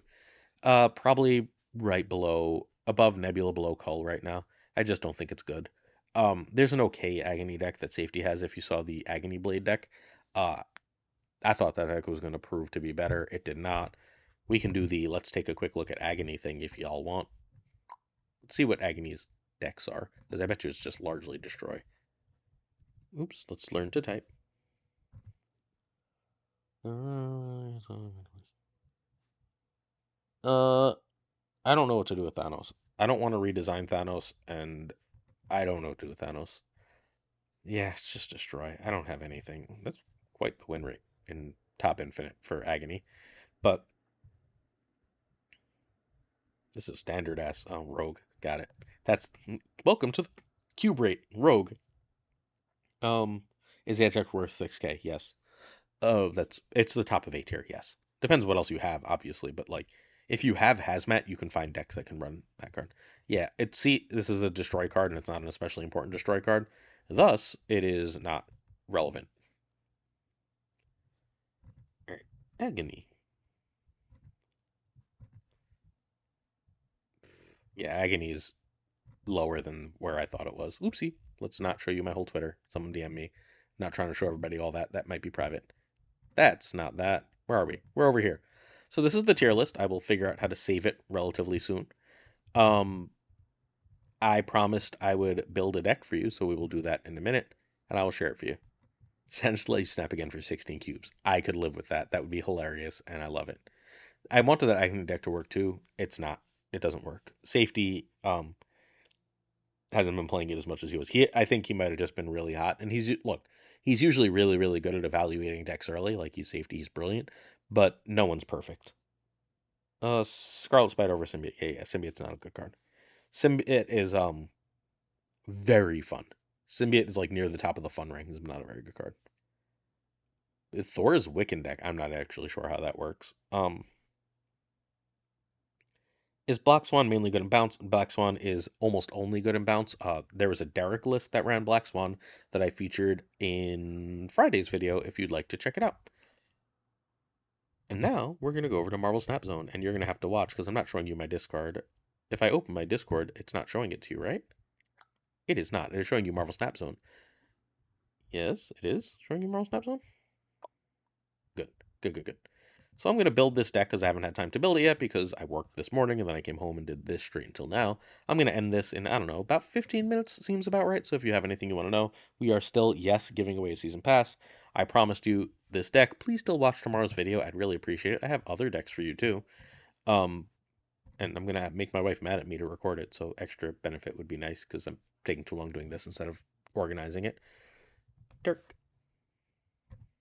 has. All right. Here, this is literally how I make them for videos.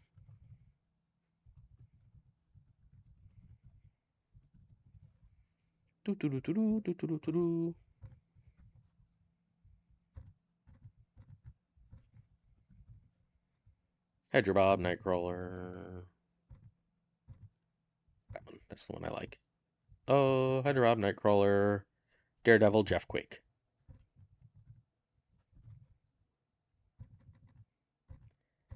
This Daredevil variant is one of my favorites in the game, so I always try and use it. Jeff and Quake. We can just save ourselves some time. I know they're in the list. Storm.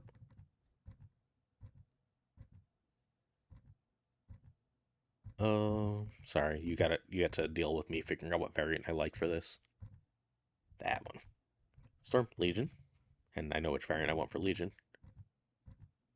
Oop. YouTube just got an ad. I'm so sorry.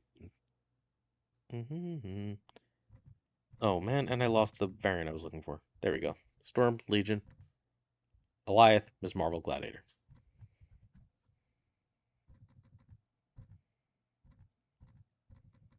I don't remember which of these two I have, so we're going to go with...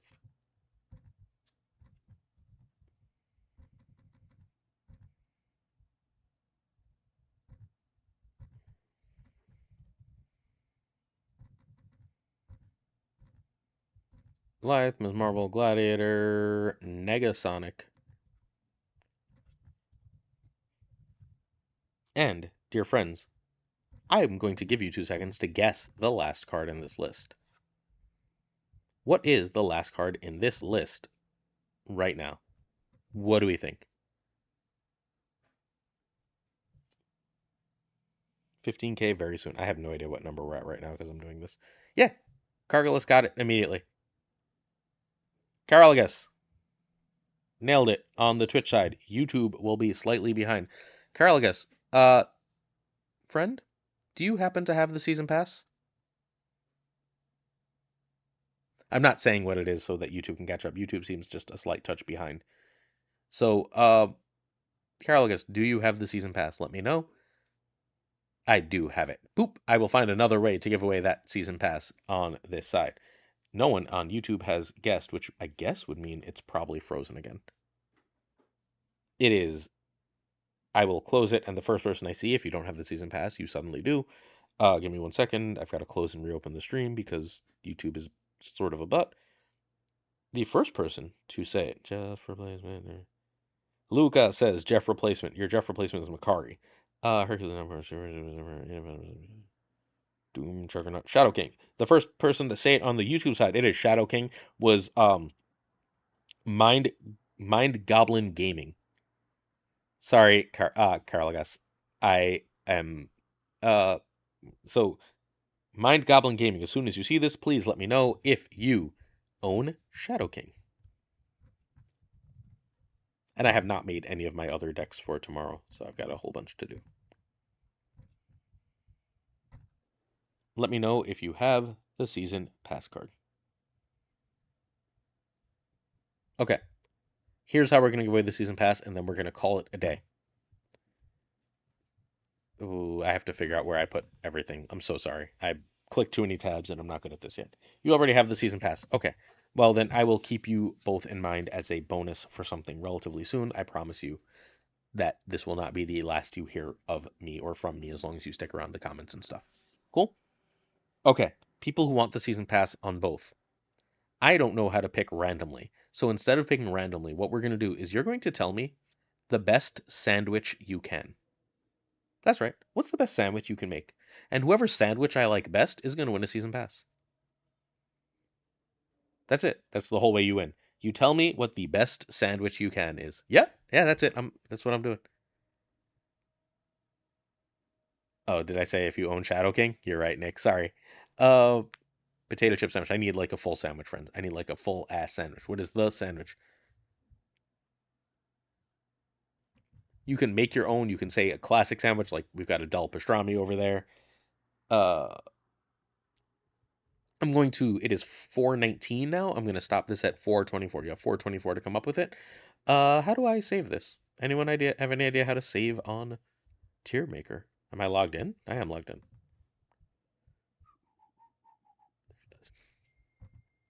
That's probably the button, right? There's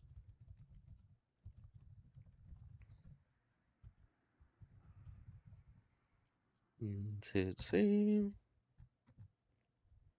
Let's download it to over here. Oh, I have to wait for it to do a thing and then I'll download it. Okay. If this went away, I'm gonna cry. New York sandwich, BLT with habanero sauce and avocado. Muffaletta. Muffaletta is a good one. Uh, Ketchup, salami, mayo, and cheese. I've never had that. Egg sandwich with mayo. Huh. All right, all right. Now we're gonna just try and download. Oh, can we download? Thank you. We are downloaded. I now have this saved and downloaded, and I feel better about that. I'm coming back over to look at Twitch. Doing that was making Twitch disappear. Okay. Sourdough, avocado, onions, bacon, tomatoes, and balsamic. Hmm. Hmm.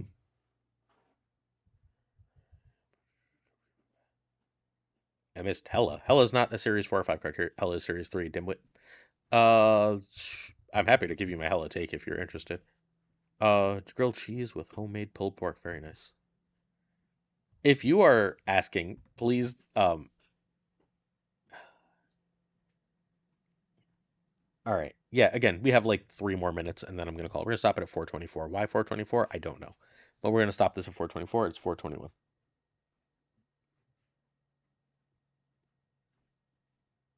Yeah, I'm not the kind of person who fights over what is or isn't a sandwich. Smoked Gruyere cheese melted on honey baked ham with Dijon mustard and German roll. Huh. Ooh, shit.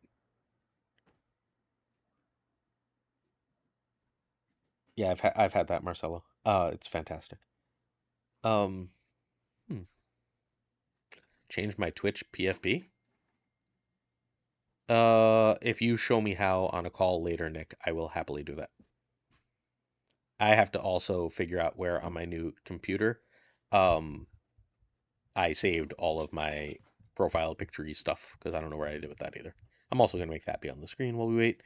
And you're also, yeah, yeah, you got to just explain to me how to do things. I don't care. I'll do whatever's necessary for this. I'm not going to learn. I'm going to have someone explain to me how to make the chat like stick around in a spot and have like things I can move and all that kind of good stuff. And then Newman gave me a checklist because he's the best of things to do when I stop stream. Oh, I'm not getting a second screen, Newman. That's not happening. I work on a laptop. Like, I can't laptop and second screen. That's not a thing. Boop, boop, boop, boop.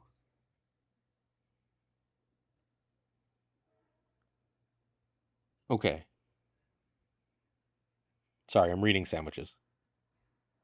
So, horror story, I love a classic Philly cheesesteak. Like, I am a big cheesesteak fan. And well, aren't you fancy, Lufu? You're young and know how to do things, Lufu. I'm old and grumpy, and I'm only doing this because it makes Newman's heart smile. Hmm. We don't have a sandwich culture in my country. It's okay, make some shit up. What kind of things sound good? Also, Afros, what country are you from?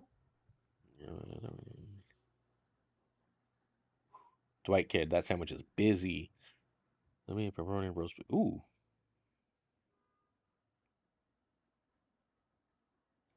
Mind Goblin, you already can't win. You have the pass. That sounds fantastic.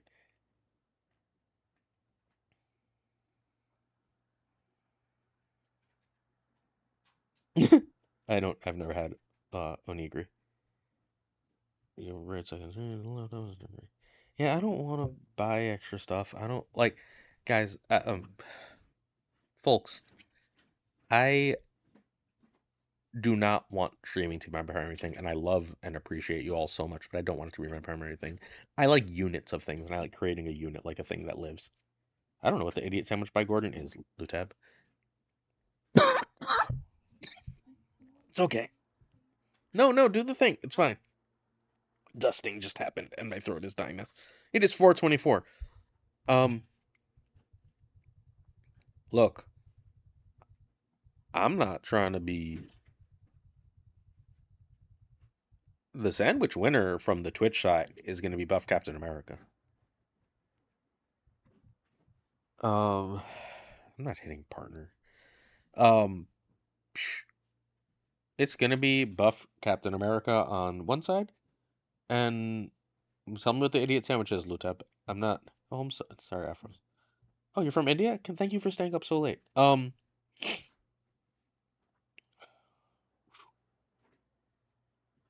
So I'm sorry. We're going to be fair, and the winner on the YouTube side is Ernie Boom. Ernie Boom is the winner. So it's Buff Captain America and Ernie Boom. Oh, Buff Captain, yeah, you got it. So, what I need you to do is I need you to get in our Discord and just at me in the general chat. Be like, "Hi, I am Ernie Boom." I'll ask you to share a screenshot that you're Ernie Boom, that you are Buff Captain America. In fact, you have to get on the Discord. I'm not trying to figure out some other shit, and then I'll get your Snap ID in a DM and send it to you. All good? All right. All right, friends. Thank you so much for hanging out with me for 3.5 hours, which is utterly absurd. Um, I'll tell you what, all y'all, I'll make a deal. I'm sorry, Lutab. So you didn't explain what an idiot sandwich is. You could have had it. Nick D, that sounded really good, and I saw it too late. I'm sorry.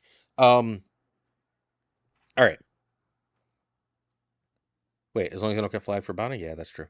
So here's what we're gonna do. If you'll let me do shit like this, I'll try and stream more. I don't want to just play Marvel Snap on a stream all the time. That seems incredibly boring to me. No offense. I obviously watch plenty of other people do it. But for me to do it, that would sort of give me a headache, and I wouldn't really enjoy that as much. So if you can find thanks. Weird comment, Nick. But if you are okay with me just like finding Marvel Snap related shit to talk about, I will happily come chill and talk about Marvel Snap related shit with all of you. Please, people who won, hop on the Discord, message me. It's linked in every video. I appreciate all of you so, so, so much. How do I raid? Does anyone know how to raid? I don't know how to raid. Can I raid? I don't know how to raid. I'm so bad at things. All right, I am now on my own Discord. You can like Discord Inception, right? How do I raid? I would love to raid Ava or Jet or somebody. Or Tuck. Tuck. I could raid Tuck. Um, All right, I don't know how to raid. We're gonna figure out how to raid for next time. I'm just gonna end this one, and next time I promise you a raid will come. So thank you all so so so so much, and I will find something cool to do for another one of these soon. You have my word. Shut up about it, Newman. Thanks. I'm gonna hit stop. Bye, everybody. I just need to figure out how to do it.